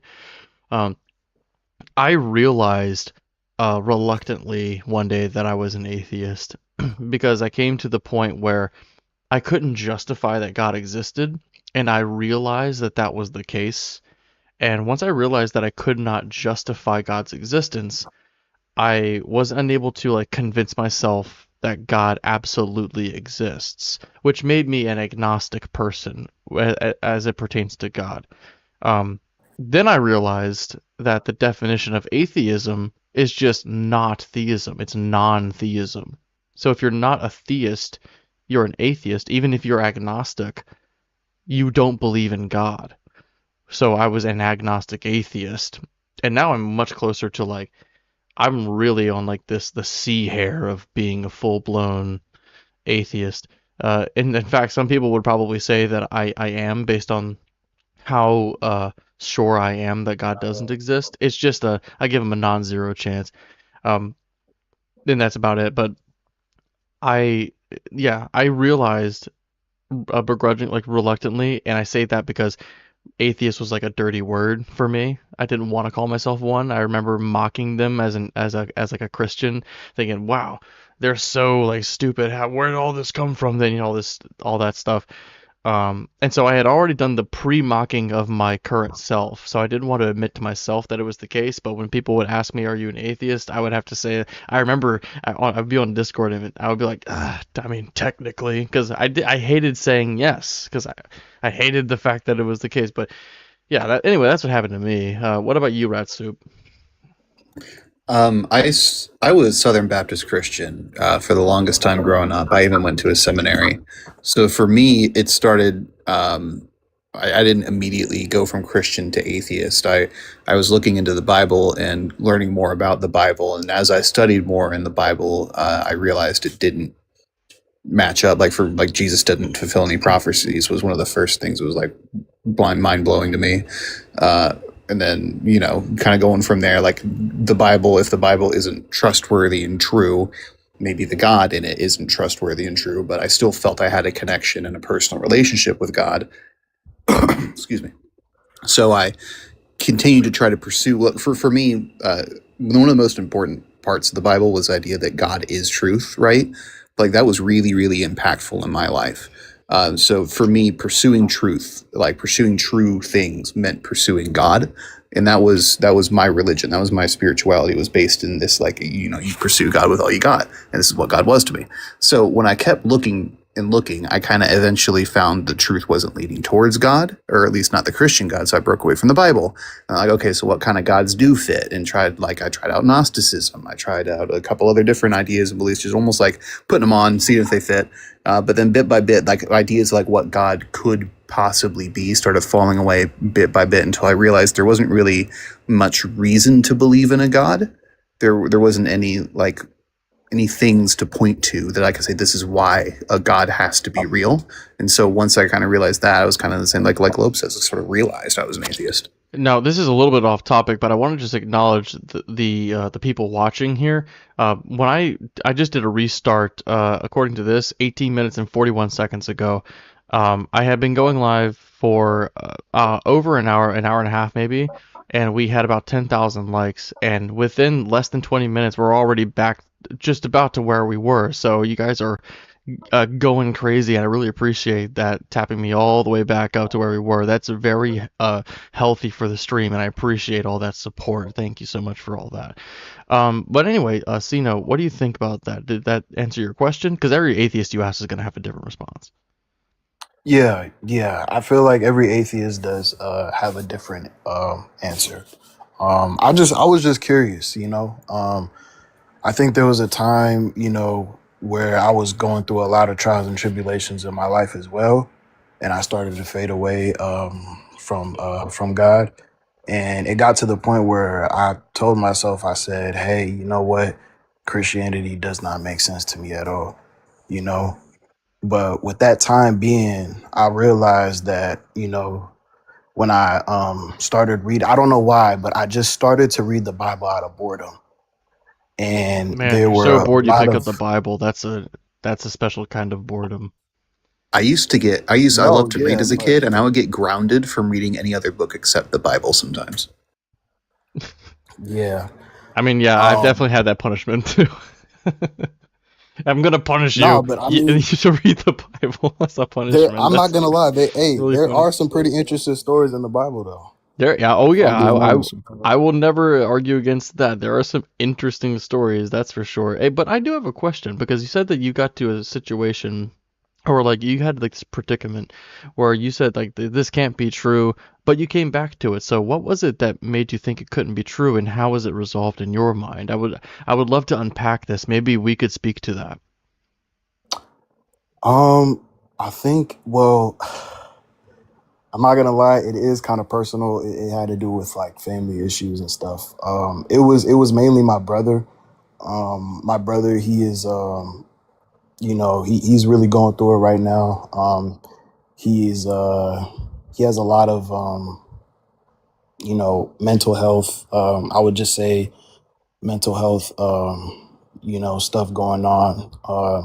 He's a type 1 diabetic, and during the times where I was going through my trials and tribulations, he was homeless for the time being, and he, you know, tried killing himself multiple times because he felt like his life was worthless, you know. And during the time, the reasons why I was, you know, going through those trials and tribulations was because of him. You know, the problems were because of him. And when I realized, you know, like when we got separated, because this incident literally took in a court, like we had to go into court and everything, and there was a no contact order between the both of us. You know, I realized, you know, that genuine connection that I still had for my brother was still there because I still cared. And after seeing him like months, you know what I'm saying, after months, and how like skinny he's gotten and how dirty he was, the clothes that he was wearing was all torn up. I'm just like, oh my God, you know, I'm so sorry that, you know, it had to be like this, because during these times, you know what I'm saying, um, I was having these, you know, reoccurring dreams of, you know, my brother being in like terrible situations. And there was just like this person, you know, I couldn't see who the person was. They just kept on saying, this is all your fault.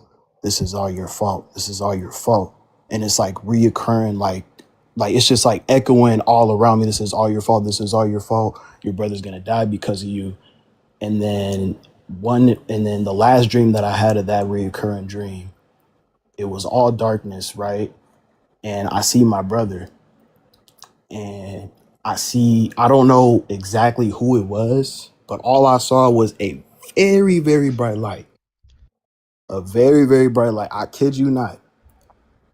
And the voice spoke to me. It was like, do you love your brother? I'm just like, yes, I do. And then he spoke to me. He said, when you see your brother, tell him that you love him. The next time you see your brother, tell him that you love him. Otherwise, he will die. And I was just like, oh my God. I'm just like, damn, what's going on? Because when I woke up, I started getting morning. Like I woke up with cold sweats. You know what I'm saying? And I was like stuck for a moment because I'm just like, what the heck just happened? Like it was a very, very like vivid dream. I still remember it. You know what I'm saying? Um, and then I woke up, I'm just like, okay, I'm gonna just act like, you know what I'm saying? I just went on with the rest of my day. And I kept on getting these, you know, messages. I'm like, hey, did you check on your brother yet? My mom was calling me. She was just like, hey, I just spoke to your brother, this and that and the third. He was asking about you. My dad called me. He was like, hey, your brother was asking about you. And mind you, you know what I'm saying? I was not paying no mind to him. I was trying to, forget about it and everything, like all the dreams that I was having and stuff. And then it just came to me like later on, I think it was like a month after I had all these reoccurring dreams, that he struck someone and he was involved in like a vehicular homicide and he killed someone. And they were saying that he was trying to kill himself because he thought that his life was over. And that's when I was just like, damn, like this is like that dream was actually real. Like it actually came true. And I know a lot of people do be having similar experiences when it comes to like having dreams of like seeing Jesus or going to heaven. But this is like a dream that I literally like, I kid you not, like this is a dream that I did not Right. think that was going to happen in real life. You know what I'm saying? And Yeah. it felt very, very real too. So, I want to be very sensitive because this is a sensitive topic, okay? I was really jokey and everything. I want to get serious because this is a serious topic, and my heart goes out to you. Is your brother still with us? Yes, he's still with us. Well, I'm very happy to hear that. I hope that he's doing better. But the thing is, man, you're concerned for your brother while you're having these dreams. He's making these attempts, and it's consuming you because of the love that you have for him. The way that I see it, because it's consuming you so much, naturally you'll have dreams about it, right? And I don't know what you did. Did you ever contact your brother and say that you loved him, or did you not do that? No, I never did. During You the never times did. where, yeah. So Right, like, because I noticed in your story, I didn't know if it was going to be like I told him that I loved him and now he's still here with us, or I didn't and now he's gone. But it sounds like you didn't and he's still with us. And I know the dream didn't give a timetable on it, and I don't know how much time has passed. Um, but the thing is, dreams, they are constructed from your mind. Dreams don't have any kind of, as far as we can tell, they don't have any kind of predictive power. Sometimes there will be a coincidence. Most of the times they're nonsense. Like they're like AI videos, right? Where things don't even make sense, right? Where the physics don't work, and it'll make a prediction about something that like can't possibly come to fruition, which of course does not. And because you were having such turmoil about your brother, I think that was heavily impacting your dreams. And the fact that what the voice said to you did not or at least has not come to fruition, I think is further evidence of that. Now, another problem here is that if can I say he something real does, quick? well, just real quick, I'm almost done. Okay.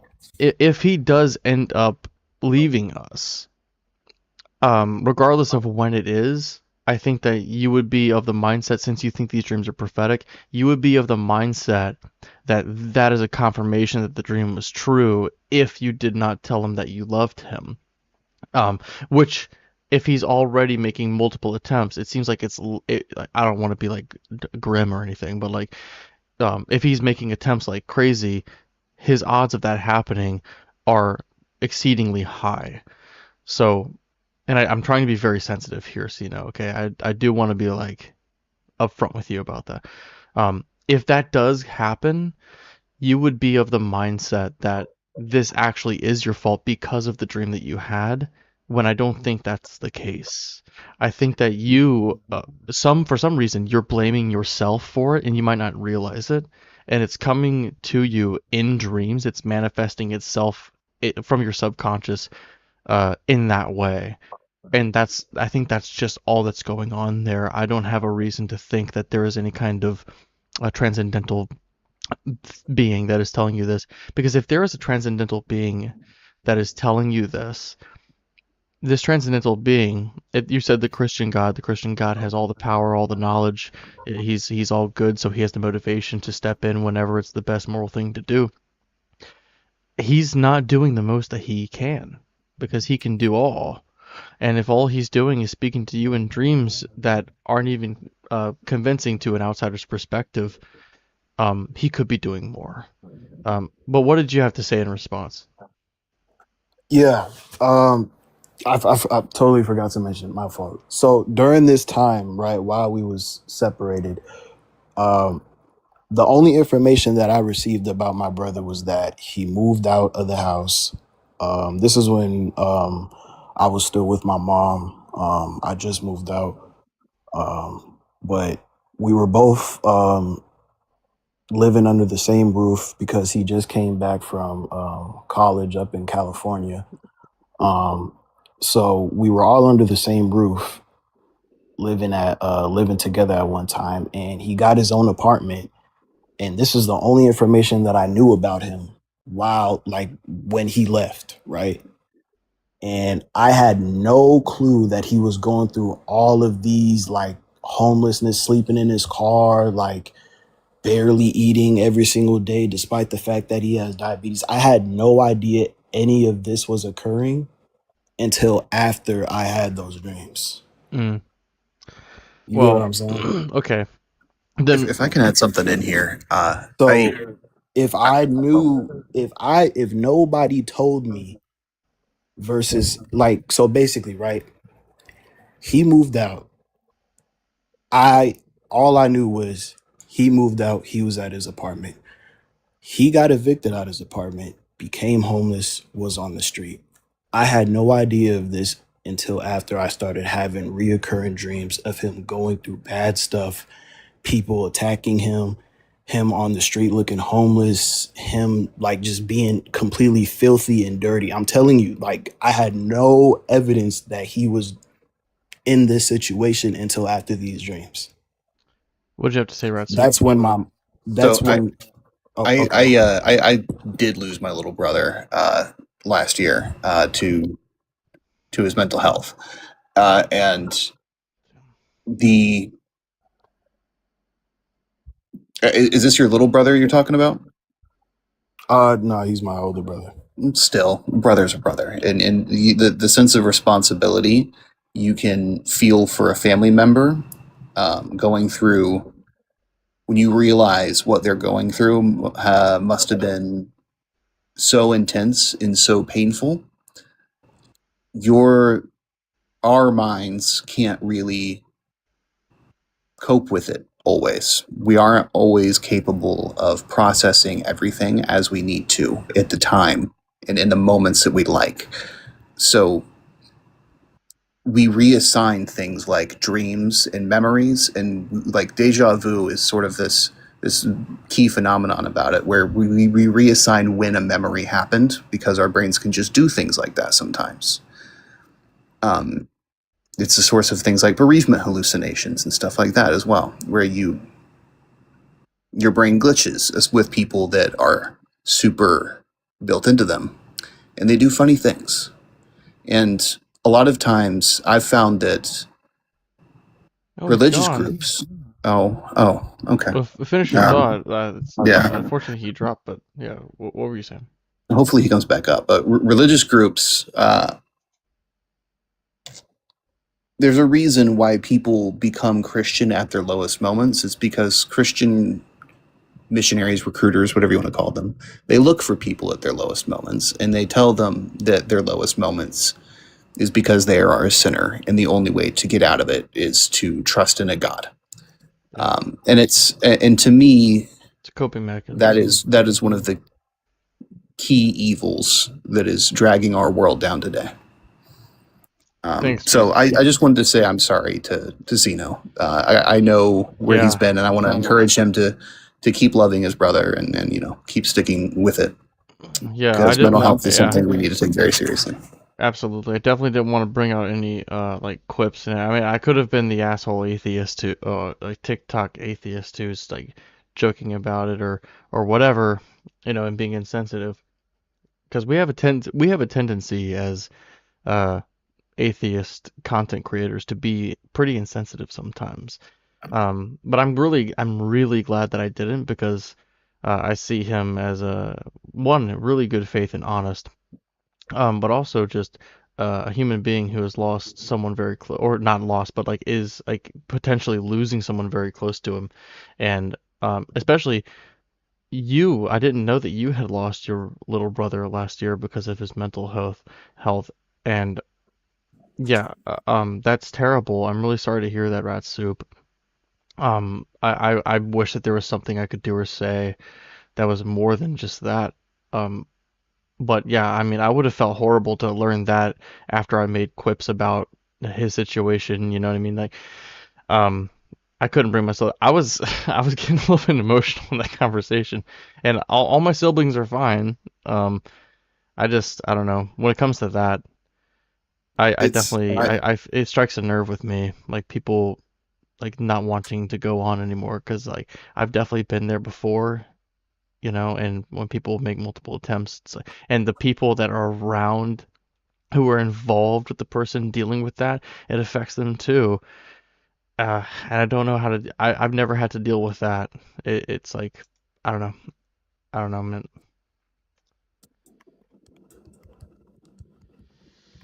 We do have other guests. Maybe we can lighten the mood a little bit. We got some time left still. for sure. Yeah. Yeah. Let's go to Jesus Keeper. Hey, how are you? Are you at least Hi. 18? Oh, yeah. Yeah, I'm 50. All right. And what God do you believe in? Is it Jesus? It's the Trinity, yes. Okay. So what is your best evidence? Oh, by the way, thanks for the heart me earlier. A lot of opposition doesn't gift. I typically don't gift the opposition, but I really appreciate that coming from you, someone who's going to be in opposition in this conversation. It doesn't usually happen, so I appreciate that. What's your best evidence for God?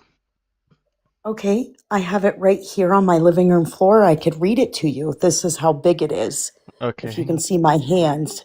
So let me get a light going. Oh, there you go. Right here. Now, see, we have a spirit and a soul. Our spirit lives in our brain and our soul lives in our stomach. Okay? And here's what a person has to do. And this is all a person has to do, or God would be a liar. There's an activity a non-believer can do to prove to oneself for sure whether God is real or not. It's proven to work, but they must read out loud in the book of John and keep reading. But they have to remember, when you see the word with a capital W, that really means Jesus. And that's all you got to do. That's it. Keep on reading until God interacts with the individual's soul and spirit. And only that individual soul and spirit will know when God is interacting with them. And this is why. Okay. Well, where do you have to It's an start reading? activity.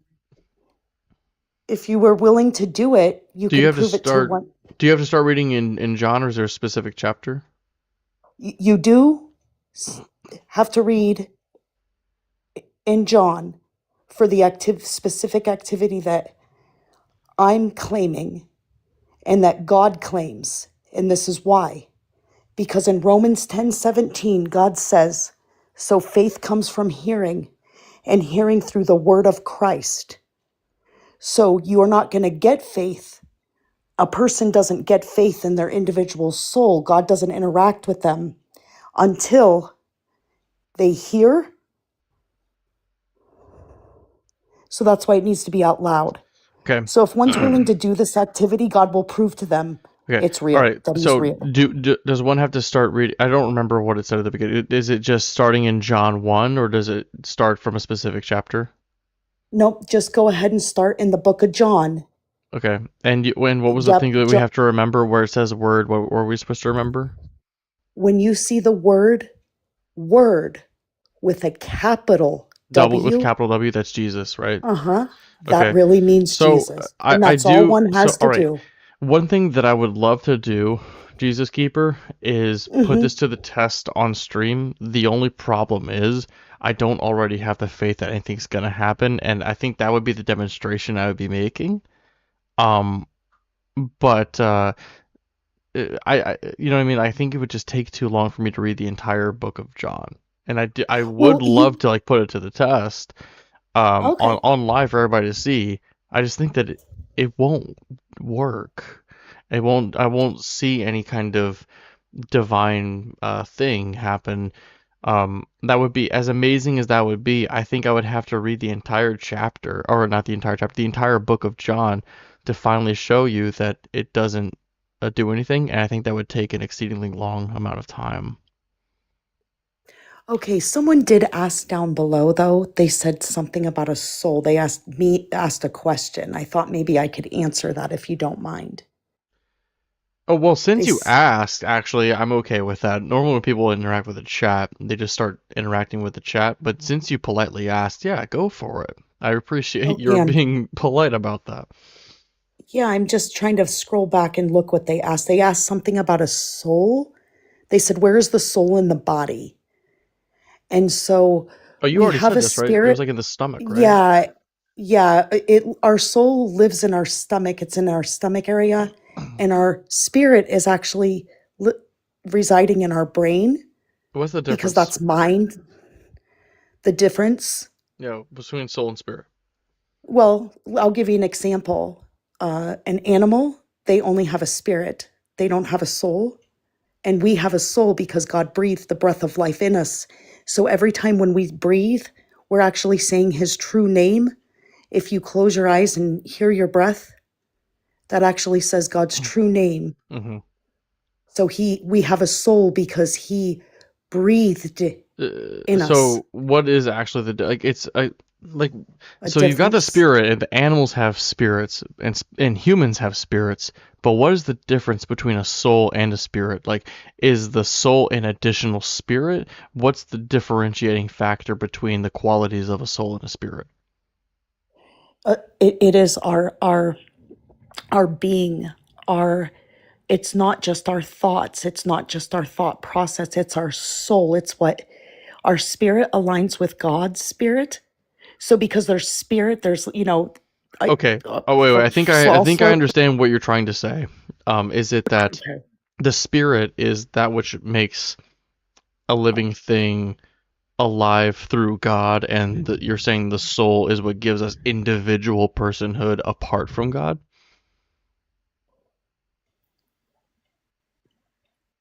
Yes. Okay. You so that way we're unique and different. Okay. All right. So You I know, mean, there's like, I a mean, I don't hidden want world. to. You Yeah, know, like an I just invisible wanted clarification. I wasn't going to make any points about it. I just wanted clarification on your view. Now, so here's the thing, Jesus Lover. This is on its face is not immediately evidence for us. I think if I were to read it out loud, maybe if what you're saying is true, then I would have some kind of epiphany. I don't know that anybody else here would. Do you have any evidence that you could provide, or a large philosophical or a logical argument that could raise the probability of a God existing outside of just reading the Bible? the burr. I don't know, maybe we'll clarify what I mean by a burr. Like the thing that's like Velcro. It's like a round ball and it sticks and you know what Velcro looks like, right? I don't Yeah. know if you've ever been walking somewhere where there's a burr and you've A got a burr. burr stuck on you, like if you went Is it hunting or that something. that ball with the spikes on it? It's kind of like it's a weed thing and that burr, maybe you've got a bundle How or do you you've had spell a it? I'm gonna dog. look up a picture so I know what you're talking about. Okay, BUR. There is no way that a plant could ever think for itself to become a burr. So that kind of proves like that obviously something created that. Hang on. Okay, so it's okay, I see it. Imagine Velcro growing on a weed and Okay, it sticks to your hair, I your see. shirts. I see. So yeah, it's like this I'm assuming there's seeds in it or something, and it's like that's how it gets spread around, probably. Yeah, Right, there's right, no way right, a plant thought to right. do No, that. this would be a result of natural selection.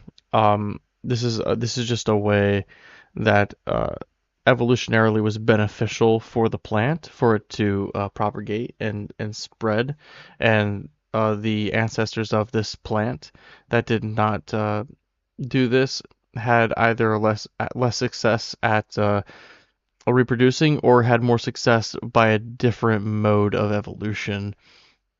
So this is just one way that it would have evolved. I mean, there's a whole bunch of different fantastic ways of reproduction that you could have pointed to, but all would have the same explanation. It would just be natural selection. Okay. Well, something for you later, maybe when you're offline or just in your home or whatever. The next time that you stub your toe, just try to hurry up and think what you were thinking in your brain. God's given me permission to say that. So that way you know you will be the only one who knows what you thought in your brain. And you will know. Um, I'm Did you gonna just curse us to stub our toes? No, only for him. It's You not just for cursed him you. to stub his It's toe. only for him. I don't know what his name is, but it's only for him, and only he's going to be there when he stubs his toe. A It's little only rude to for curse him. people to toe stubbings. And that's how God works. well, It'll so only be for him.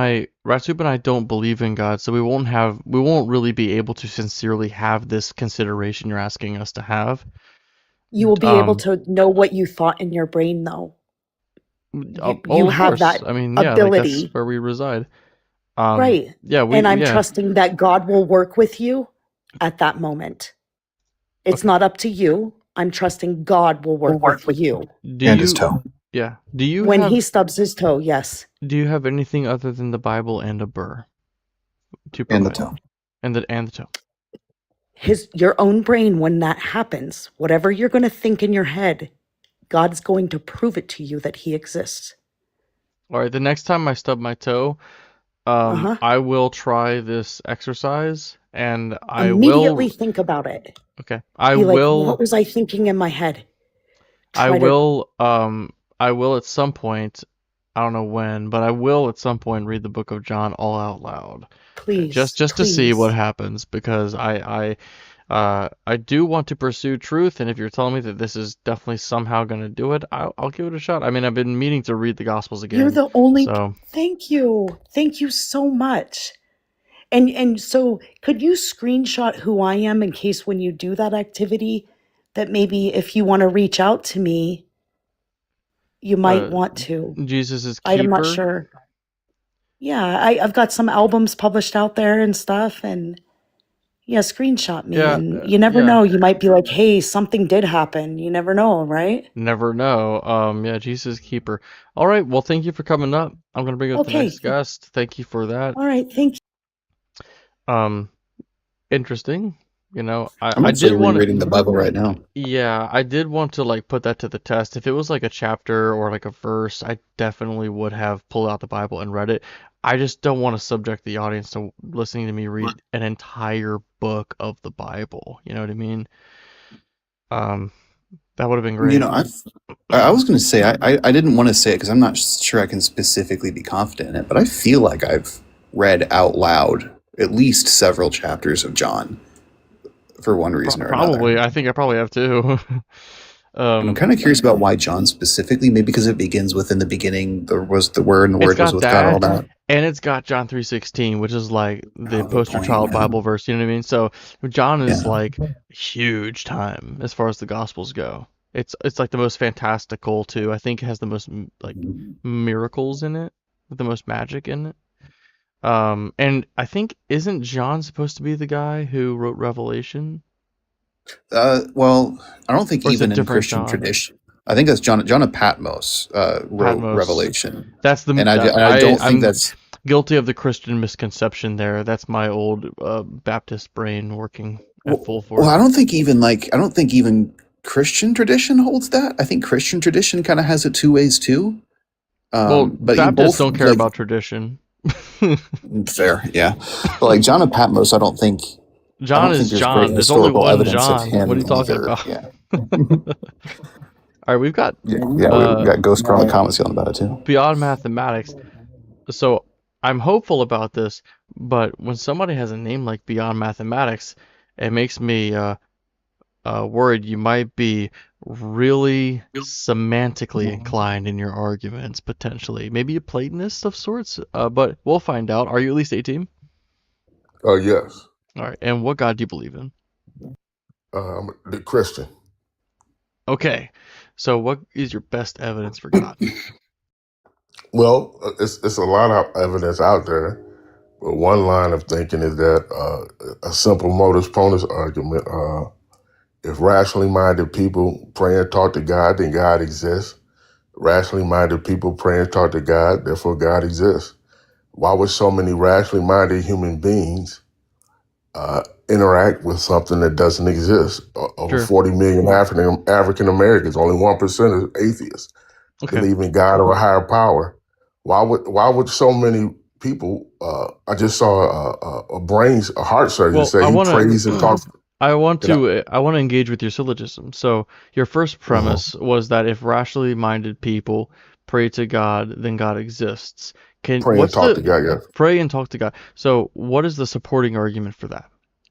Because rationally minded people don't talk to things that don't exist. We have a specific medical diagnosis for that called psychosis, which affects about 250 million people a year.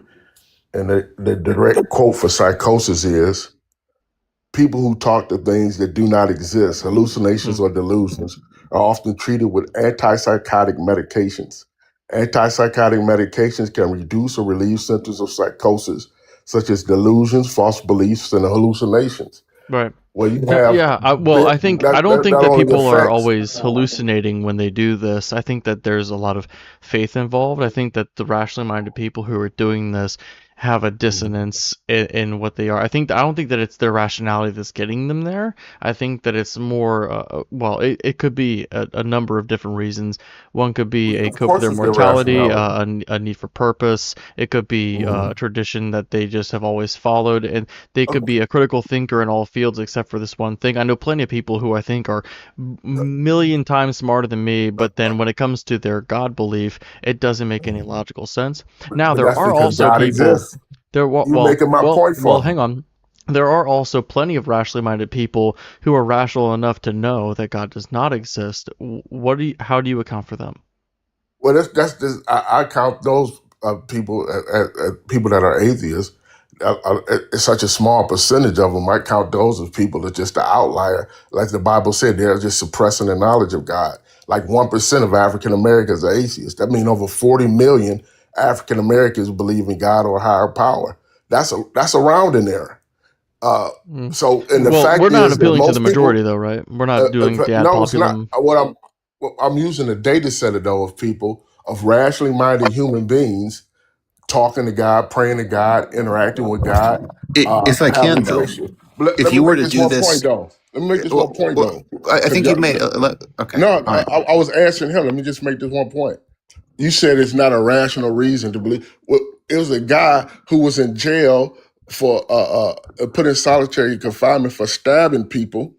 A Bible was in the solitary confinement. Only thing there to read. He ended up reading the Bible, and then he read about Jesus Christ. He breaks down crying because he said he never felt unconditional love. This guy now has a nonprofit organization. He's engaged to be married, and he's going to talk to troubled youth about God's love and about not following in his footsteps. As like amazing as that is, let me ask you a question. As amazing as that is, do you think he has a reason? Well, hang on. Let me ask you a question. You've been asking questions. You got to let us talk too, man. Let me respond to what you said before you ask. Can I land my plane, please? You crashed into the second tower already. You did land your plane, and you wanted to ask a question after you landed it, but I want to respond to your plane landing first. So I want to respond to your plane landing first. So as amazing as it might be for somebody who was psychotic and not rational to stab somebody to death and then be imprisoned, and read about unconditional love in a book that does not talk about unconditional love.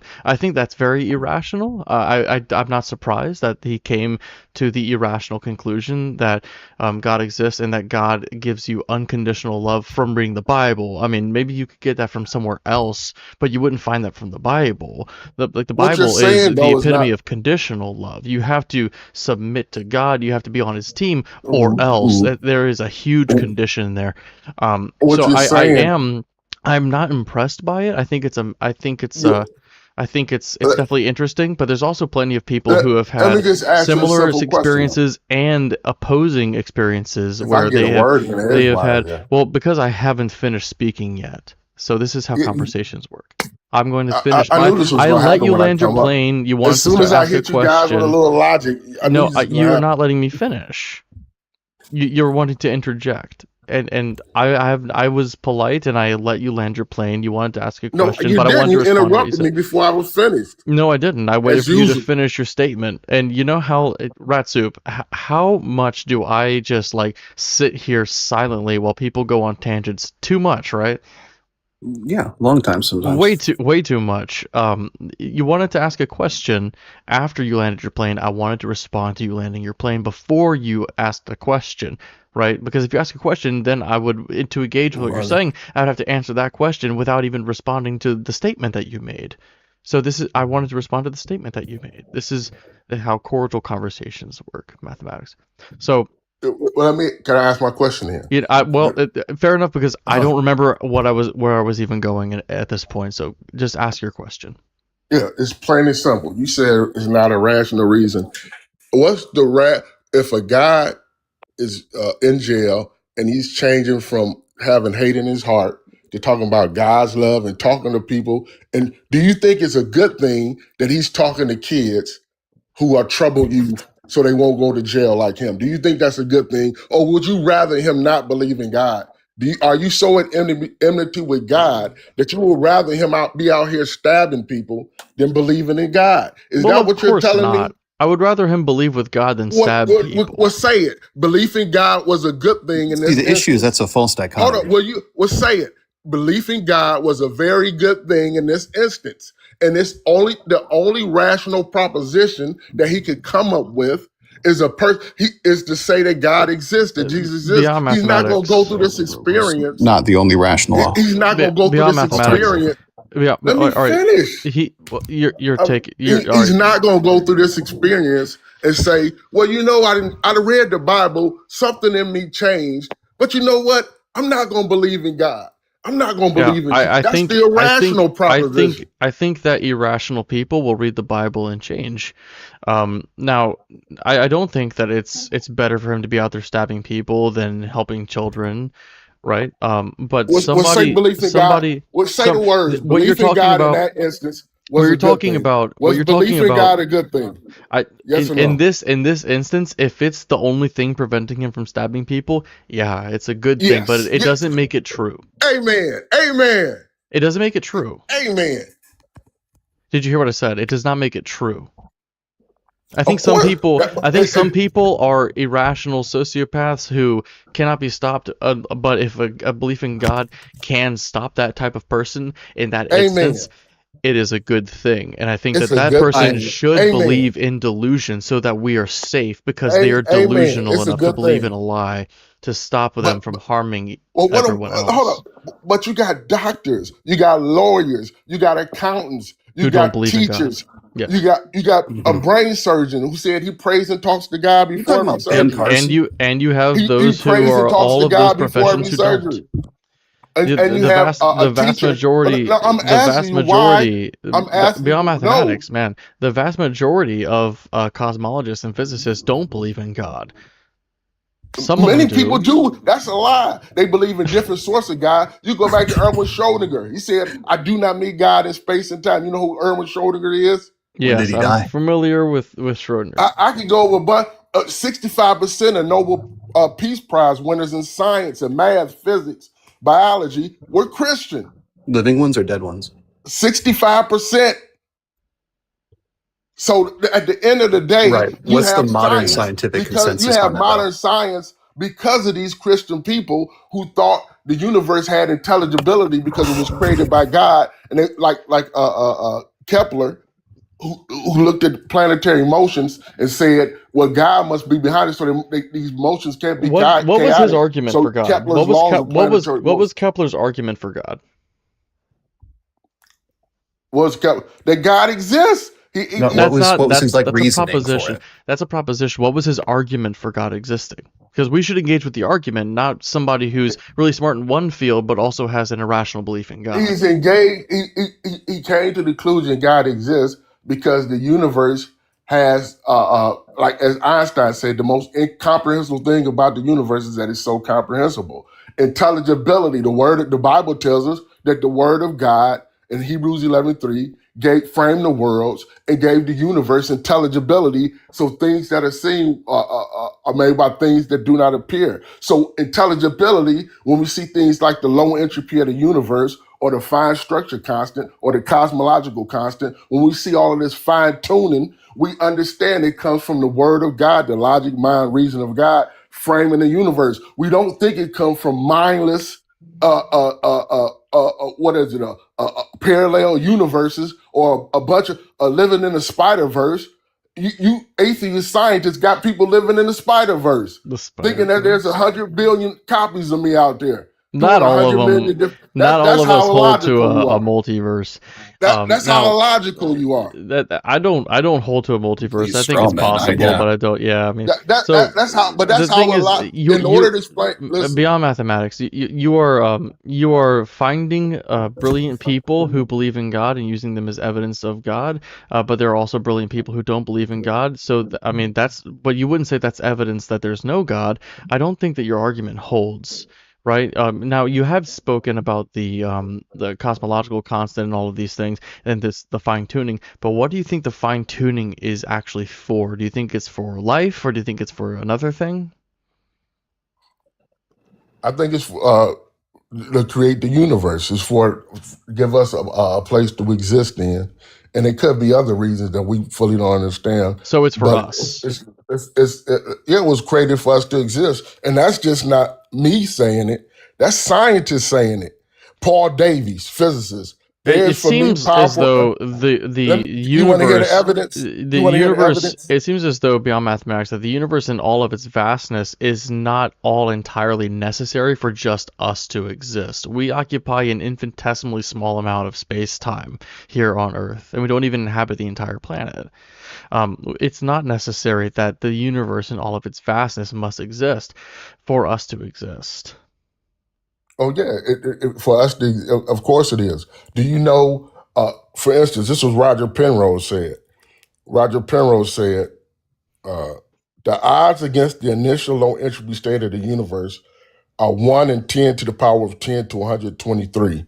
This is the most extreme fine tuning in all of physics." Physicist Paul Davies. There's for me powerful evidence that there's something going on behind it all. It seems as though somebody. Can I finish? I have a question. Do you think that God is all powerful? Can I finish, please? Do you think God's all powerful? Can I? Yes. Can I finish my argument on fine tuning? Why are you trying to pivot? You've already. I'm not pivoting. I'm going to speak to fine tuning.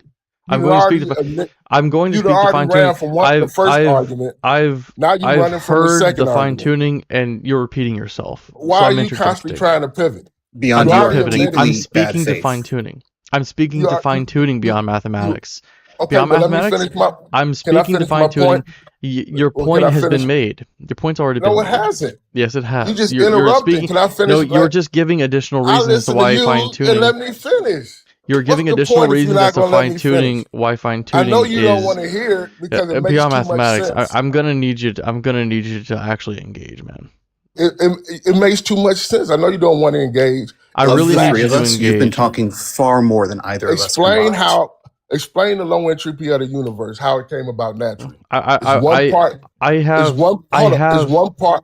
me how the information entropy got reduced to 1 part in 10 to the power of 10 to 123 without a mind that reduces it. Because it has to be in the exact phase space. Can't be a Planck's length off. Beyond mathematics. With 1 point I don't have I'm to. asking. Give me the Beyond, natural I heard your explanation. question. I heard your question. Give me the natural I heard your explanation. question beyond mathematics, and I don't actually have to even. I don't need to have an Can you answer to give me this one? question beyond mathematics. I Can you don't give me need one? beyond mathematics. Listen to what I'm saying to you, okay? I don't actually need to have an answer for this question in order to doubt the existence of God. Now, if God is all powerful, do you believe that regardless of what the forces of nature are, that God could have made any universe with any forces of nature, life permitting, with his omnipotence? Of course he could. We Then can that see that in means quantum field. then We that can see that means with quantum what that quantum means fields. what that means beyond mathematics is that any any type of configuration of these laws of nature could be life permitting because it's possible. You've just admitted that it's possible. Regardless of what these forces do, there is life that's possible in your view, which means that fine tuning of the universe is not It's expected. possible. Is Did you not hear what I expected. said? I'm still talking. It's It's not possible. expected. What it means is that it's not expected on theism. No, If fine no, tuning it's is not possible. expected, listen to what I'm Can, saying. Let- you I'm get, just gonna. I'm can, just gonna. I haven't muted go anybody ahead. all night, but I'm gonna go ahead and mute this person for the first time all night. That's sad. So, if fine tuning is not expected on theism, then fine tuning is not evidence for God. It cannot be used as evidence for God because it's not expected on theism. Since on theism, God could make a universe of any type of force and still have life emerge. All right, you can go ahead and unmute and respond. Oh no, that's not the case. The case is that it has to come from the Word of God. The Bible tells us, Hebrews 11:3, the worlds were framed by the Word of God. Framed, that word framing, put in place, put together. So Can things that you are steel man seen. what I said? Can I finish? I'm I just want to answering make sure you. you understand what I I said. just sat and listened. Can you Can I please? steel Can I man what I please said? You answer? did not sit and listen. Yes, it has to be put together. I had to sit you in the high chair and buckle you in and put a It has pacifier to in your be mouth to put get you to together by actually the listen to Word of me. God. It can't just come through a quantum fluctuation. It has to be put through by the Word of God.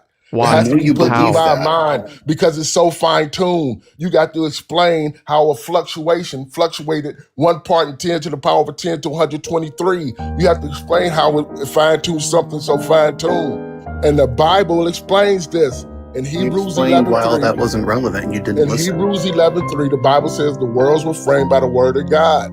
It matches what the founders of quantum mechanics said. Niels Bohr said, everything you regard as real were made of things that are not real. Werner Heisenberg says subatomic particles aren't real in the physical sense. Max Planck said the mind is the matrix of all matter. Consciousness is fundamental. Erwin Schrödinger said consciousness is fundamental, can't be described in physical terms. I do not meet God in space and time.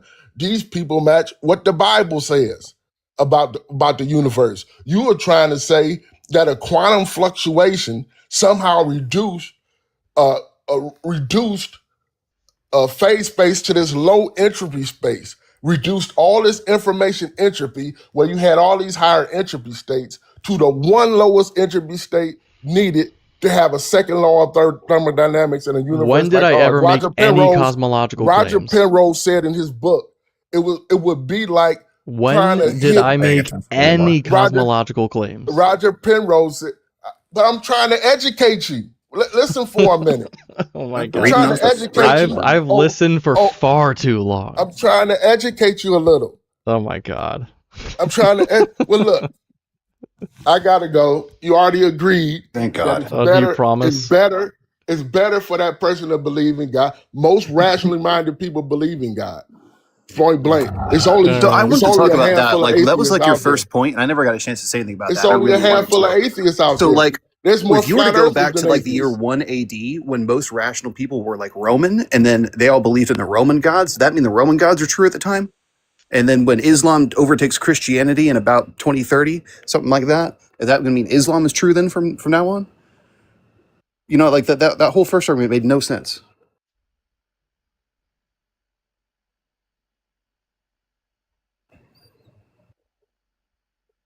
You can press the unmute button whenever you're ready, Beyond. I'm debating the godless atheist. It's not about this God or that God. I'm talking to godless atheists. All right, well, Soulless, you godless already said that you atheists. had to go, so I'm going to hold you to that. All right, so anyway, let's move on to somebody with at least 2 brain cells. I've talked to you a long time ago because I recognize your PFP, and I don't remember what it was about, but I do remember that it was fun.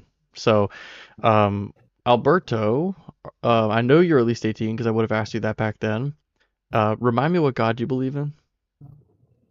Also, you might need to like connect to Wi-Fi or something. It says you have like 1 bar, from what I can see here.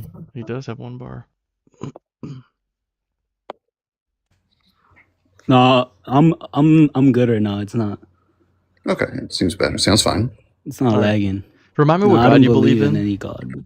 Oh, that's why the conversation went so well. Is it good? You sound fine to me. No, I never. I'm an atheist. Yeah. That's, Well, what did you want to talk no, about? like we talked a long time ago. That's why. Yeah, I just sent you a video, bro. You had to watch it. I like your profile pic.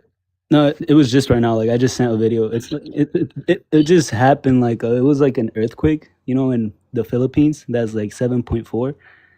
Imagine, bro, and like there was a baby, like a whole kid, bro, that needed to get saved by their parent, and their parent risked their own life just to save their kid. And I mean, that's just in the Philippines, bro. And to my consensus, like that doesn't prove like how is that a form of intelligent design on the planet, or like how nature works if you relate it to a god? Because again, we talked a long time ago. Again, you talk to a lot of people, and I know this. I do recognize your Know what I'm saying? PFP. So I know my we've talked grandmother, she's before. like my great grandmother. She's 75. Yeah. No, you're talking about the problem. Yeah, no, you follow me. You're talking about the problem of natural evil. No. Problem of natural evil, and I think it's pretty good, at least to talk about a triomni God that's supposed to be good.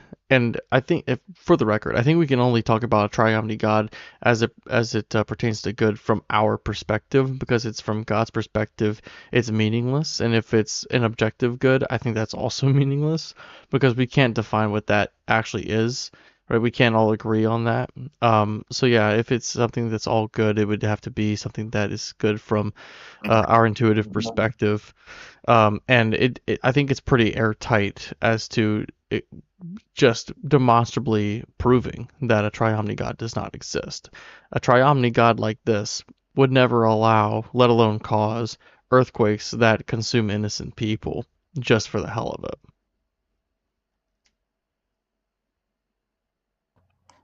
Exactly, yeah. And then But that's even in this before you talk situation, I'm about not hell, like if someone believing believes in God. hell. Yeah, hell too, exactly. But thanks for coming up, Alberto. Actually, I definitely mainstream appreciate you. Judaism. No, I'm sorry. Like, I actually wanted to come up here, like, because I wanted to tag along. Like if it's okay. Oh, it's just me and Rat Soup tonight. Yeah. Yeah, maybe Oh, that's another fine. night. I'll go. All right, you have a good one, man. Yeah, it's okay. Good night. All right, I have a little teensy bit of time left. We've got Greg.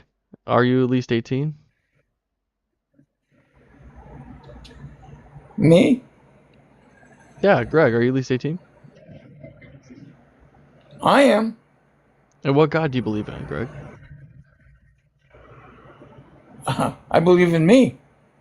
Your God? Absolutely.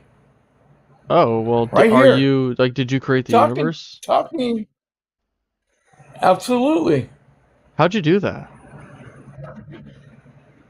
Well, if you really want to find out, you have to become closer to me. Okay. It's real easy. Very, very, very, very easy. So, like... Look inside. Look So, like- inside, ask a question, you will get your answer. So, like, how did you, now that I'm closer, how did you create the universe? Do you really think that you are able to comprehend how I created the universe? Are you all You powerful? really honestly think The universe is comprehensible, yeah. so why not? Are you I are am you all everybody. are you all I am are you all everything. Greg, are you all powerful? I am all powerful. Then just make me able to comprehend the reason with your all powerfulness, and tell me what it is. Make you comprehend Yeah, with your all powerfulness. Yeah. something you are unable to comprehend. Oh yeah, In just make order me to able. make Just you make me comprehend, able to comprehend it. well, I will make you able to comprehend. Thank you. Come talk to me I'm talking to you by now. yourself. Wait. Flip You can't be fingers. Come God because talk. isn't. No, Wait, are you no. all knowing? Yeah. Prove to me you are who you are Okay, here you go. right now. Prove to me you are a live human being right now. I mean, I've got pretty good video evidence right now. Are you You looking got at the what? phone? Are you looking at your How? phone? No, how do you have evidence? Okay, how do you have evidence Wait a more minute. than I have Wait a minute. evidence Isn't God of who supposed to I be claim I am? Rat Soup? If I'm not mistaken, God's supposed to be like all knowing, right? Right. Yeah, he's also supposed to be omnipresent, I'm pretty sure. Yeah. Sure is. I can't be He any is closer. Wait, that means I omnipresent. can sit back. He But is. He I don't is think in you. I'm not Me. convinced this guy's God because if he were God, then he I'm would not. I'm actually not. have he would actually know Listen. what he would actually have Listen to me. something Listen to me. of intelligence Listen to to say. me. Listen to me. Divine Greg, you should I do a do trick. not. I am not here to prove my existence to you. Well, you clearly That you is exist. not. That is not what I am here for. And that is You've not already what I proven that am liars going to do. exist. So why are you up here? Everything exists. There is Prove it. nothing that doesn't exist. Well, yeah, Nothing. nothing can't exist. Of course, nothing doesn't exist. Nothing. There is nothing that doesn't exist. Nothing Nothing. definitely doesn't exist. What are you talking about? Okay. You're not honey. See, exactly. You can't even comprehend that Wait, sentence. Greg, do you think And you want to comprehend something so much Greg, higher. in all of your In divine order for knowledge, you, Greg, in all of your divine knowledge, do you yes. think the butt cheeks that are in my hand right now exist? Do I? Yeah, do you think the booty Well, cheeks that are I in my hand I currently know. exist? I know. Okay, listen. I know what exists and what It's a doesn't yes or exist. no, God. And I Is am nothing one of telling those you. things that God. I exists? am telling you. I'm asking I God, am why is telling God you dodging questions? every. God should not be How am I like dodging resorting question? to because I asked you a question and you didn't answer it. What's the question? What I is the asked you, question? God, do you believe that the butt cheeks that are in my hand right now exist? Yes, Well, you're insane, I know they God. exist. God, you I need to be know. I put in a know mental hospital. because you don't have your butt cheeks in your hand.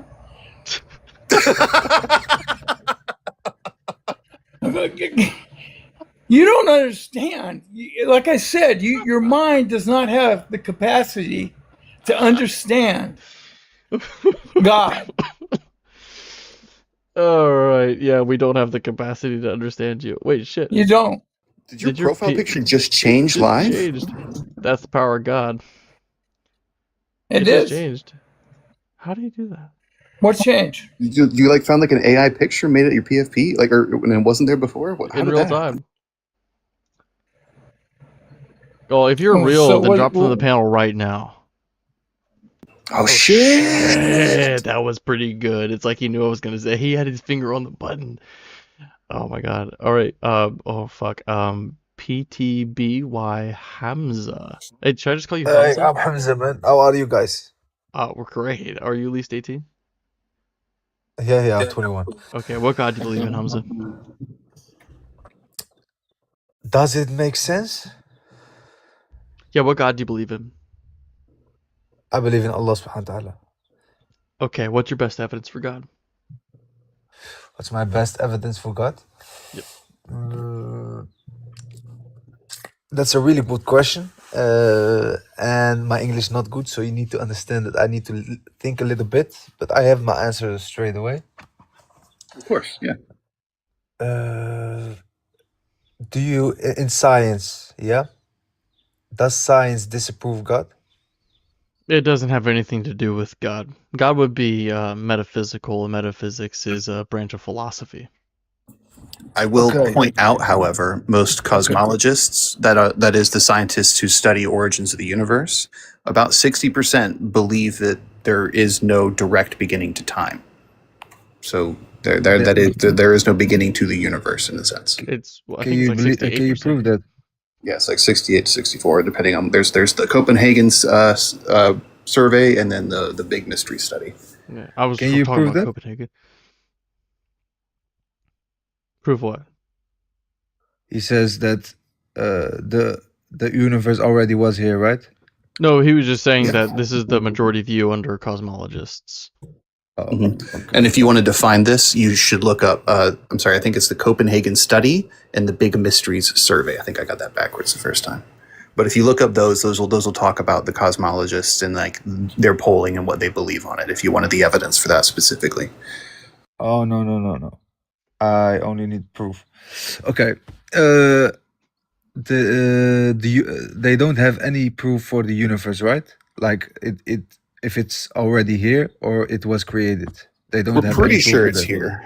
Yeah, it's here, but it's also an open field of study as for the supposed origins of the universe. So we're not going to just like make up an answer and use it as a place filler, right? We have hypotheses, but we need to back them up. I'm worried that every religious explanation for the origin of the universe is simply made up from one's own incredulity. But I would love to be proven wrong about that. Yeah, I understand you. So, if I ask you, can there be a God? It depends on how God's defined. Why? Because God is frequently defined with entailments of logical contradictions. So Okay. those types of gods can't exist. The creator of the universe. Let's describe him that way. Okay. Would this creator of the universe, I think this creator of the universe would have also have created time, right? Yeah. So the way I think about it is, if there is a creator of the universe that created time, the creator of the universe could not have already been in time, right? Because then time would have already existed. So it would have to have been a timeless creator. So Who says that he was in time? yeah, I'm saying that that wouldn't be possible, right? So he would have to be timeless. Like that's my point. So Yeah. he would be timeless. There's no time, just God existing, and whatever else might have also existed, but that's irrelevant. So God would exist without the universe and without time. Without time, there's no causality. There's no change. So God could not go from changing from not creating to creating, as that would place him in time if you were to make that change. So I think that that definition of God would be illogical. But what do you think? I think if I never read the Quran and the things, and I will look like what made the universe and everything, I will go to science. You understand what I'm saying? I thought that you were gonna like. What was your point? Yeah. My point was, if I was a non-believer, I was going to I would go to science and look what science says.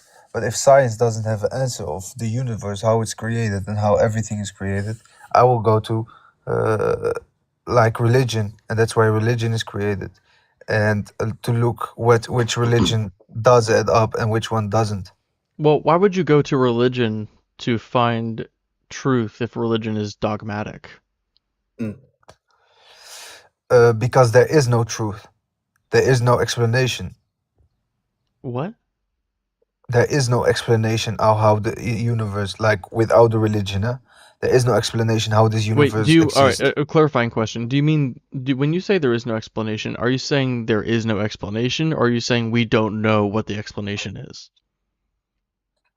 We don't know what the explanation is. Okay, okay. I'm glad I asked that question because that was about to be insane. Okay. Yeah, so we don't know what the explanation is. Maybe you could hear out the religious. But if they are just saying their own dogmas, you would still have to reason about what they say and test what they have to say, correct? What again?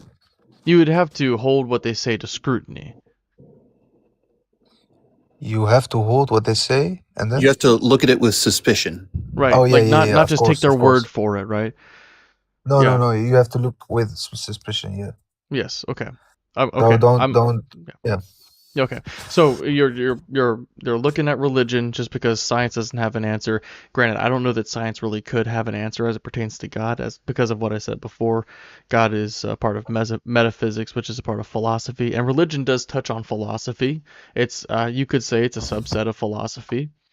Um, but what exactly does your religion say about God that could make us think that it's possible that something that is changeless could change and make a universe? Yeah. I'm not a scholar. I'm not someone who's really schooled, but from my point of view, we have like things that happened and that already were in the Quran, like the universe expanding, and that's scientific things in the Quran. So what specifically? You said the universe expanding? Like it talks about the universe expanding, so you think that it got that bit correct? Yeah, and the I mean, universe is actually expanding right now, right? sure. Well, I mean, but like the Bible also says correct things about our state of existence. It says wrong things, just like the Quran says wrong things. Like I think the Quran says something like the mountains are like pegs into the earth that stabilize it, right? Which of course isn't true. The mountains again? I don't know where this is referenced in the Quran, as I'm not very familiar with it. But I've heard people who are Muslim come up and tell me that the Quran says that mountains are like pegs that impale deep into the earth and stabilize it. Oh, I don't know about this one. But as what I say is like the universe is expanding, and the Quran is brought like 1500 years ago, and in the Quran now people read it now, and it's now clarified. Okay. So, all right, the Quran says, maybe the Quran says the universe is expanding. We would only be able to say that that's true because of our science. Now, the Quran also says a lot of other claims about God being the creator of the universe.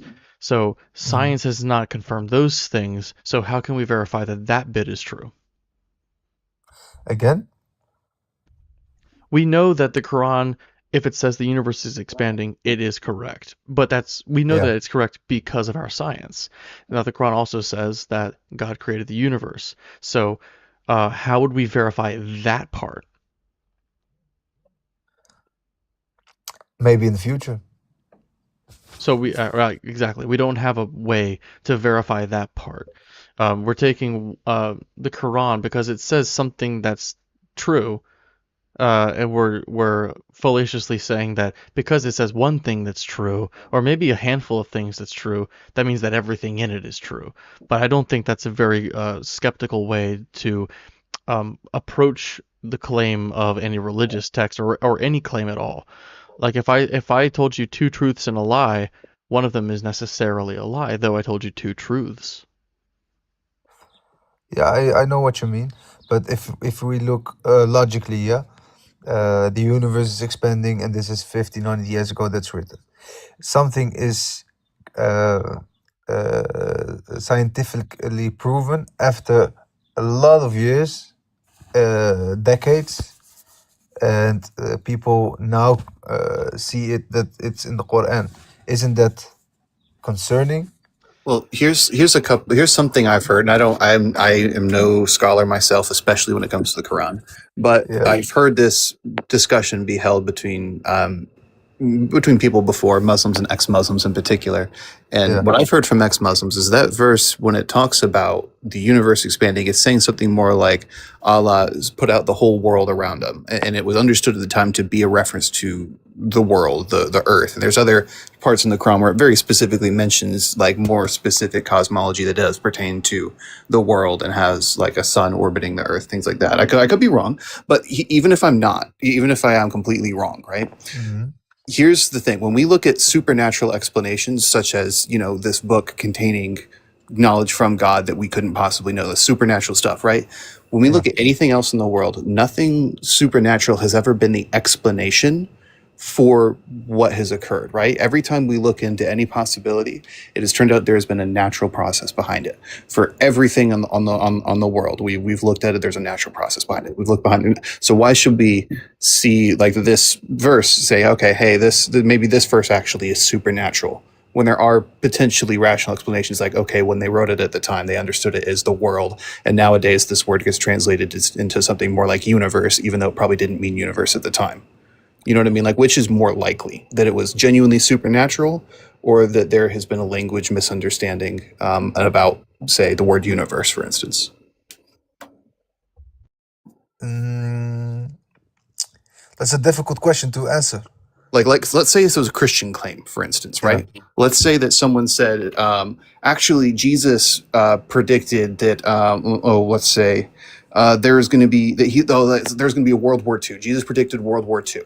And the evidence for this is there's a verse that said, where Jesus says there will be a clashing between arms across the sea, or something like this, where it's just like, it's like at the time, maybe it's probably clearly talking about Rome invading Judea or something, right? Or like arms crossing the sea. But then, oh no, it's actually talking about, America crossing and helping the British over D-Day invading France. It would be insane if Christians use that as evidence, like, for Jesus being real, right? Because there's clearly, like, there's the supernatural explanation doesn't, like, I guess it's a possibility that was what he meant. Yeah, but like the reality of the situation is that you would never assume the supernatural explanation for as long as there's even a single natural explanation. And part of this is also because of falsifiability, in that a supernatural thing can be explained by any evidence. A supernatural can make anything look like anything, right? So anything can be evidence of the supernatural. Only specific things have natural explanations. So a natural explanation that has falsifiability is always going to be, by default, more reasonable than an unfalsifiable explanation, such as supernaturalism. Okay. Applause. My English is not so really good, so I understand maybe 30% for what you said. I'm so sorry. No problem. It's my fault. Okay. I have a thing. Time. The time we live in now. Does it go faster? Does time go faster? Time is relative, so it does move faster depending on your frame of reference to another object. It might be better to say our movement through time can change. Yeah. Right. Yeah. But yeah, that's a better way to put it. So time does go faster. In some cases, time would be moving. Well, time would be different depending on the observers or the objects relative to one another. So you could, in a certain sense, say that sometimes time is moving faster or slower, but it's all a matter of perspective. It would all be relative. No, someone said it, this is the perfect question. He's trying to say they becoming shorter, like this. Like your days are shorter than normally. Like 100 years ago was different than now.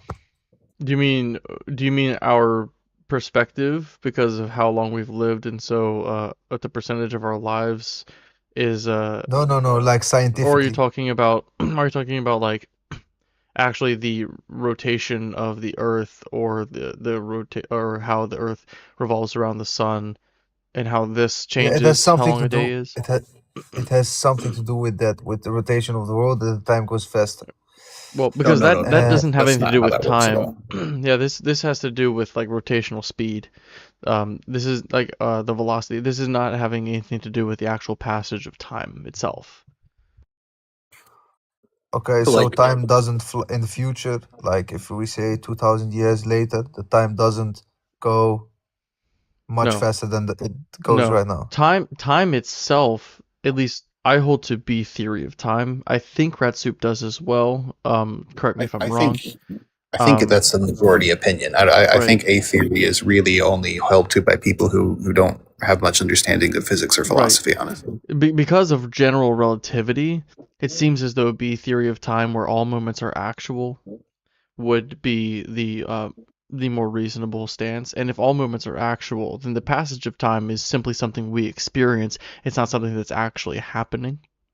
So I wouldn't say that time itself has any speed. It all is relative on the perspective of the person that's experiencing the time. Like Ice Cream just said in the comments, the speed of light is the speed of time. Okay, so if the Earth twists faster, That would does just it make the affect? day shorter. That wouldn't change how long time is happening. That would just say, like, if the Earth is turning faster, that would mean it would be take less than 24 hours for the Earth to turn, and we just have, say, 23-hour days from now on.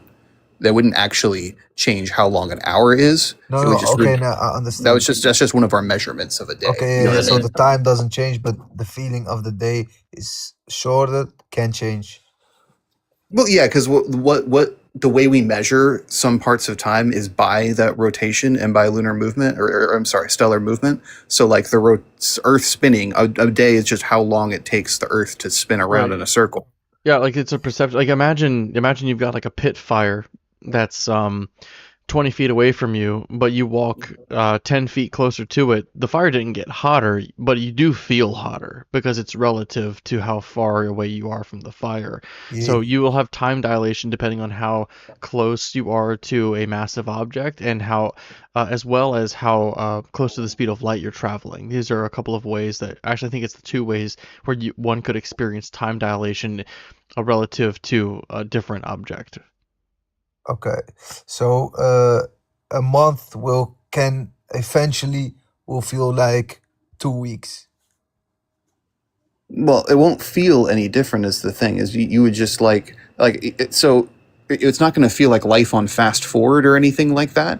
It's just that except for in the sky will say if like you double the Earth's speed. That means now we have 12-hour days instead. So we would have 6 hours a day, 6 hours a night, and then 6 hours a day again.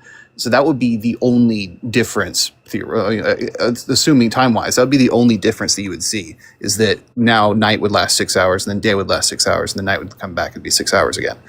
Like but everything else would be the same. You know, it wouldn't be like watching YouTube on fast forward or anything like that. It's not that time is moving faster. It's just that in this example, the Earth is spinning Yeah, faster. that's what I say. I say like a week can feel like a day, like the feeling. Yeah, Oh, I mean, okay. it would all be. It really just depends on what you mean. I don't know if we're on the same page or not, but yeah, all of the passage of time is from our own perspective. It's from the individual perspective. So it would be how you feel time is passing, but time itself does not actually change. Okay, because in the Quran there it says they say like days will a week feel a month will feel like a week and a week will feel like a day. Okay. And that's now in scientifically it's proven that the world rotates. That feels like a lot of reaching, if I'm being honest here. No. Mazda, yeah, Hamza. Yeah. That feels like a lot of reaching, yeah. Because I mean, this is a very non-specific language, and this is kind of what Ratsub was talking about, where if you've got something that's said in a religious text that could be interpreted to something that sort of maps on to what we see today, somebody who is trying to make the case for it can easily try to make it fit, right? But it's not really specific enough. It could have meant something else. If that's your interpretation, I think that you would have that interpretation because of what you read. Not, I don't think that you would arrive at this interpretation if you read this after realizing the phenomenon, right? If that makes sense. Mm. And to be clear, are you saying the Earth has sped up since that prediction was made? Or I that it feel will like time. speed up? I feel like time goes faster than when I was younger. Oh, that's just getting old, man. I'm sorry. Yeah. That's just how that works.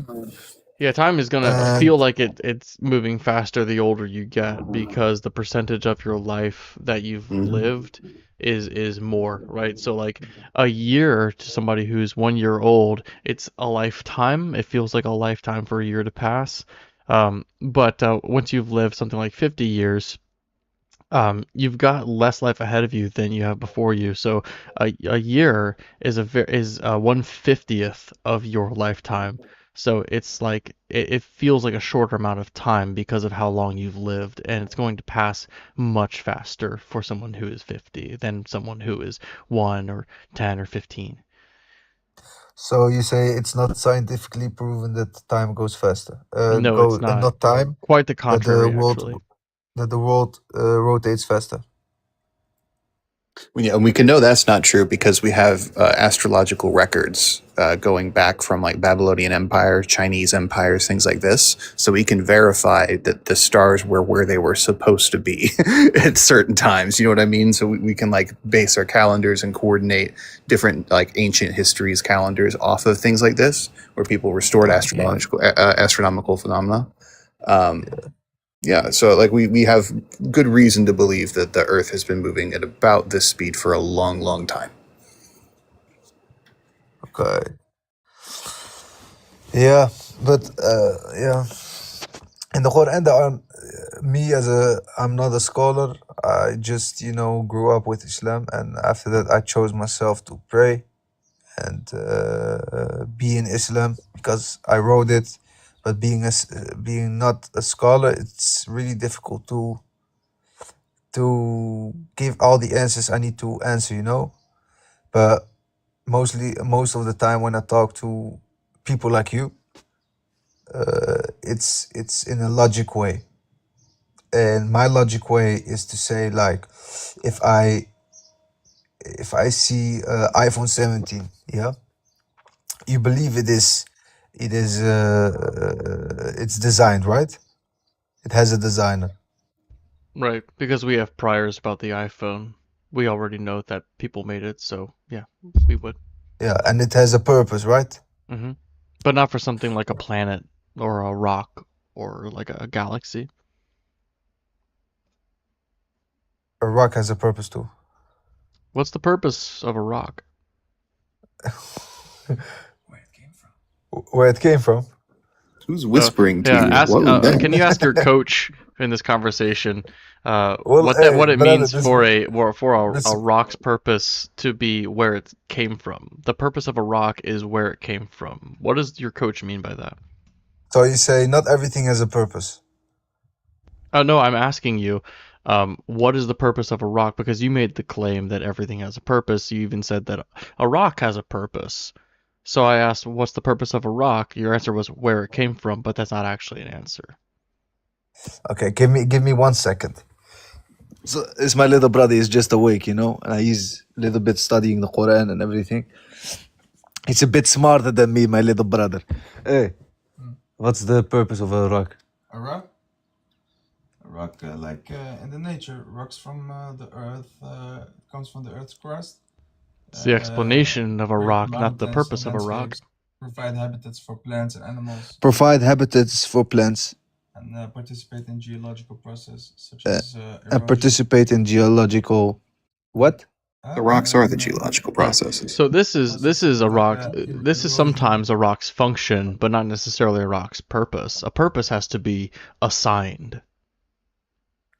Yeah, but even it's his job, and then maybe that was God's It's just plan. what it Yeah, does. if it doesn't, It's just what it that's the does. That's purpose its of it. function. It's not its purpose. So we would have to determine that it Well, what's has a function?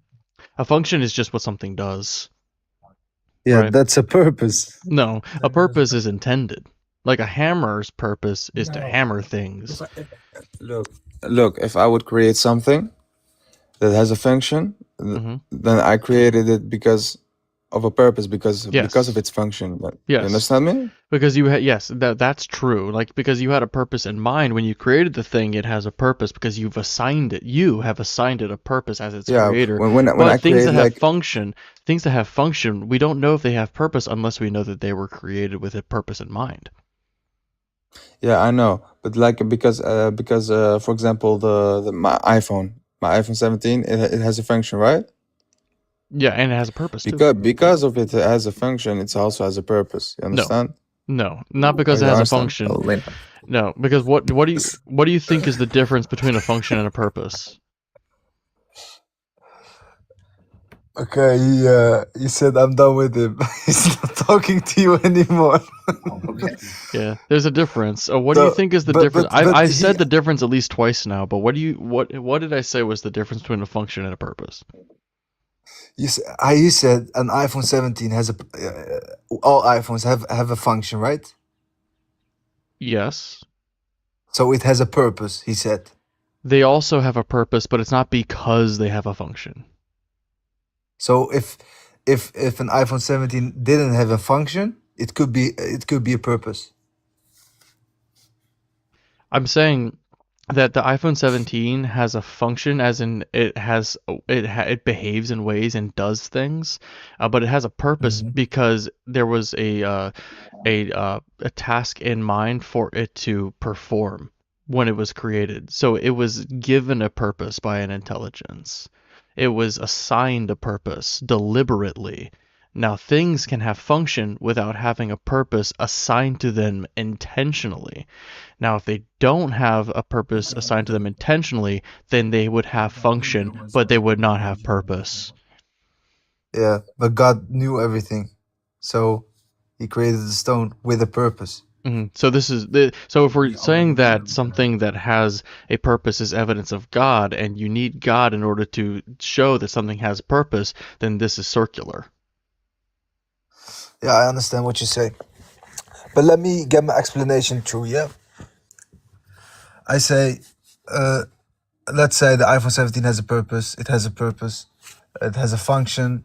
It's complicated. It has features. It has a camera inside.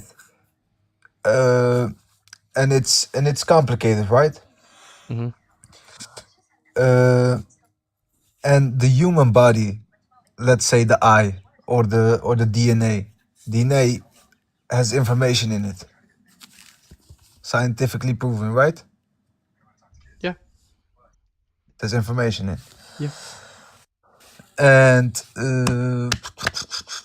how can something more how to say complicated be do not have a purpose? Yeah, a human body has a purpose, sorry, but not created. What's your question? How does a human, yeah, or like the world is much complicated than the iPhone 17, right? That depends on your frame of reference. I think the iPhone is pretty complicated. If you're going to reference it to like the eye, it's more complicated than the eye. I think the Earth is bigger than the iPhone, so from one perspective, you could say there's more components and therefore it's more complicated. But there's also a lot of intricacy in the iPhone. You could say that for that reason, there is more complexity in the iPhone, but I don't even know because weather patterns are pretty complex, yeah, even down to like the particle level. So, yeah, maybe, it just Is depends on your God perspective. is God more complex or It's less case of complex than the universe? God created the universe, so he's more complex. So he's more complex. So did God then have to also have a creator since he's complex and complex things need creators? That's where I'm gonna stop you because he's the first one. Well, he's complex, and your reason for thinking that you're suggesting the universe was created was that it's complex. So if that's the only reason that you think the universe was created and God is more complex, That's then you that's believe the God is that's the also question. created. If I ask you what's the begin of the beginning, what will you answer me? I would say that the universe doesn't have a beginning. Hamza, the point is that Rat Soup is But is that making. scientifically proven? Hamza, the point that Rat Soup is making is that if we're using this this inference that things that are complex require an intelligent creator, and God is complex, it would follow that God has an intelligent creator. Now, this can only be resolved by a couple of ways. Either you special plead for God, which is a logical fallacy, and say that it just doesn't apply to him for no reason, or you could say that there is an infinite regress of gods, which I don't think that. I mean, I guess it would be kind of consistent, but it seems unnecessary. This would be a far cry from a parsimony. and I don't know why anybody would assume a god, let alone an infinite amount of gods, right? I think an infinite amount of temporal moments is far more reasonable, since we know that temporal moments at least exist. Mhm. Okay, let me ask you this. What's the beginning of the begin? The beginning of the beginning? Yeah. It sounds like it would be a redundancy. What is it? Redundancy? Yeah, to say the beginning of the beginning. Well, what does that mean, redundancy? It means you're saying something twice or more than twice. So the begin has not a begin, right? Like if I were to tell you, not only did I like if I were to tell you I closed the door and I shut the door. I'm being redundant. I already said that. Like to say the beginning of the beginning, I think is just redundant. So, No, I didn't say the beginning of the beginning. I say what's the beginning of the beginning? Do you just mean the very beginning? Is that what you're trying to say? Yeah. What's the begin no. of the begin? We don't assume that there is a beginning. I think that I don't know about Ratsu, but I think that we Yeah, would but both what's your say proof that on there's that? We talk logically. well, we're not making an absolute claim. As I was trying to say, I think that Ratsup and I are both open to the possibility of a beginning, but we don't assume one. So we don't know that there could be one, or if there is one or not.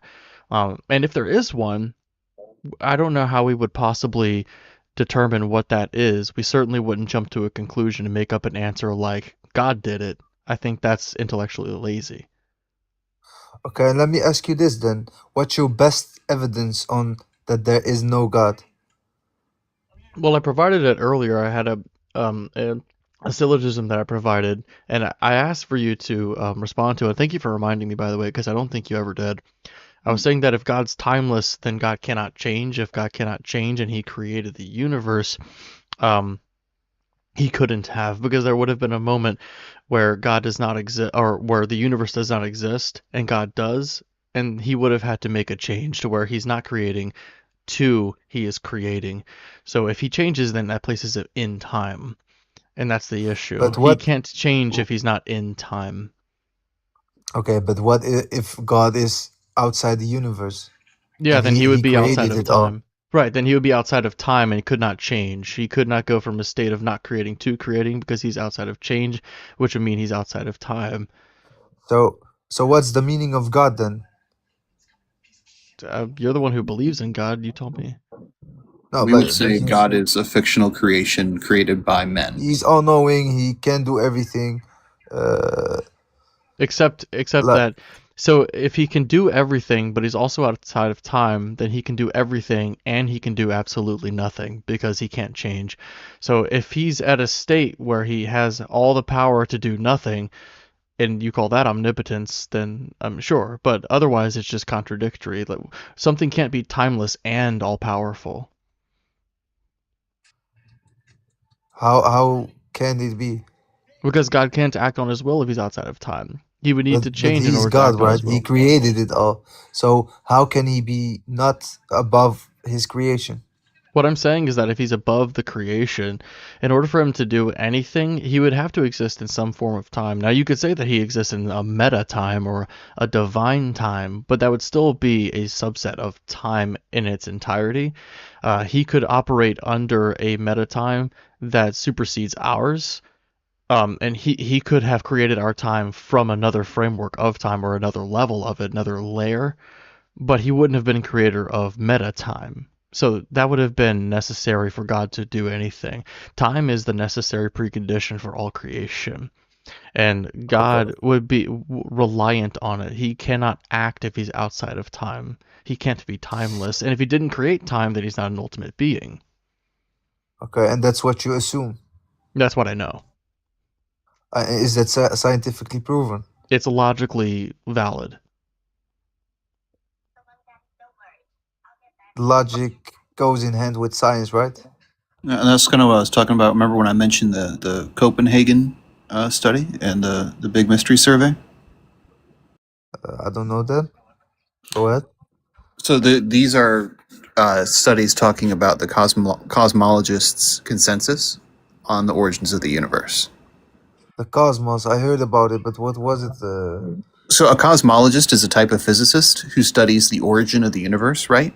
So these Yeah. physicists come together and they poll them for what they believe. And one of these questions talks about, do they believe that the the Big Bang was a discrete beginning of time? So I'm sorry. If Yeah, no they're problem. basically they ask if if they think time has a beginning, right? And Yeah. over 60%, something like 68%, across both surveys of the people in this field who are trained in this field of the origins of the universe said that they do not believe in an absolute beginning of time. What they I think said you was said that they didn't think that the Big Bang said anything about that. I think is what technically it was. What it was. Yes, yeah. Sorry, I'm getting a bit tired. Yeah, I think that's exactly how they phrased it. So the Big Bang, yeah, if it's a fact, Yep. yeah, and it's not. Is the Big Bang a fact? Yep. We can still observe it happening. It's not a theory. Well, it is. So the theory is an explanation, but the Big Bang, we would say it's Now you have in two things. colloquial You have theory. in colloquial language, we would say that it's a fact. If something is a scientific theory, in colloquial language, we can say that it's a fact because fact and theory mean different things in the scientific sense versus in the colloquial sense. Like a theory in the colloquial sense means like an educated guess. But it means so much more in the scientific field. It's the best explanation that we have given a large body of evidence and data. And a fact in the scientific sense is just an observation. So when you ask the question, is it a fact? Like, is it absolutely true? Oh, I won't say absolutely true because I don't think we have access to absolute truth, but is it true?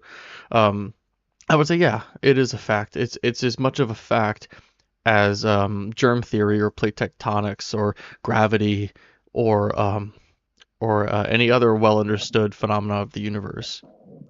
Mhm. Isn't it strange that the only planet where a human can live is the Earth?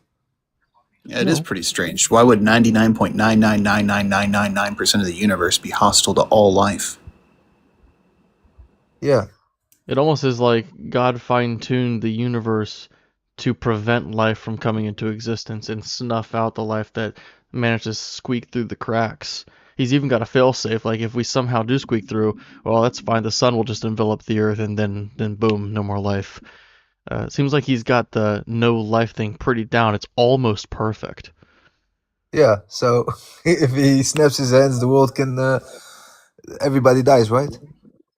We do not in Islam we do not say that like other creatures outside this world do not exist. We don't say y'all it's, believe it's in true. jinn and stuff.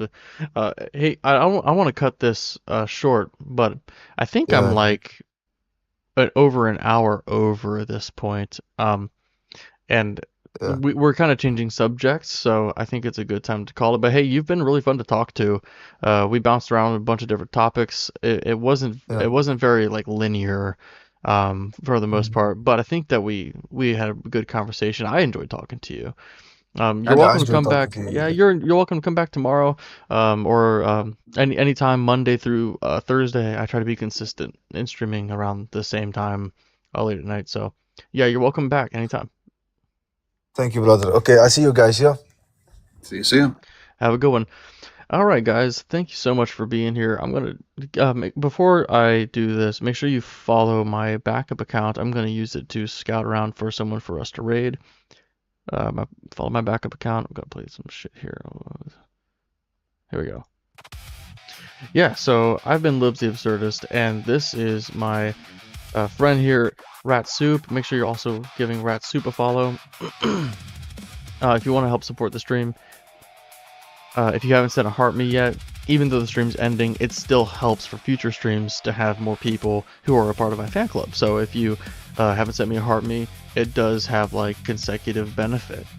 You can send one now or not. It's up to you. I'm still looking around for someone who we can raid.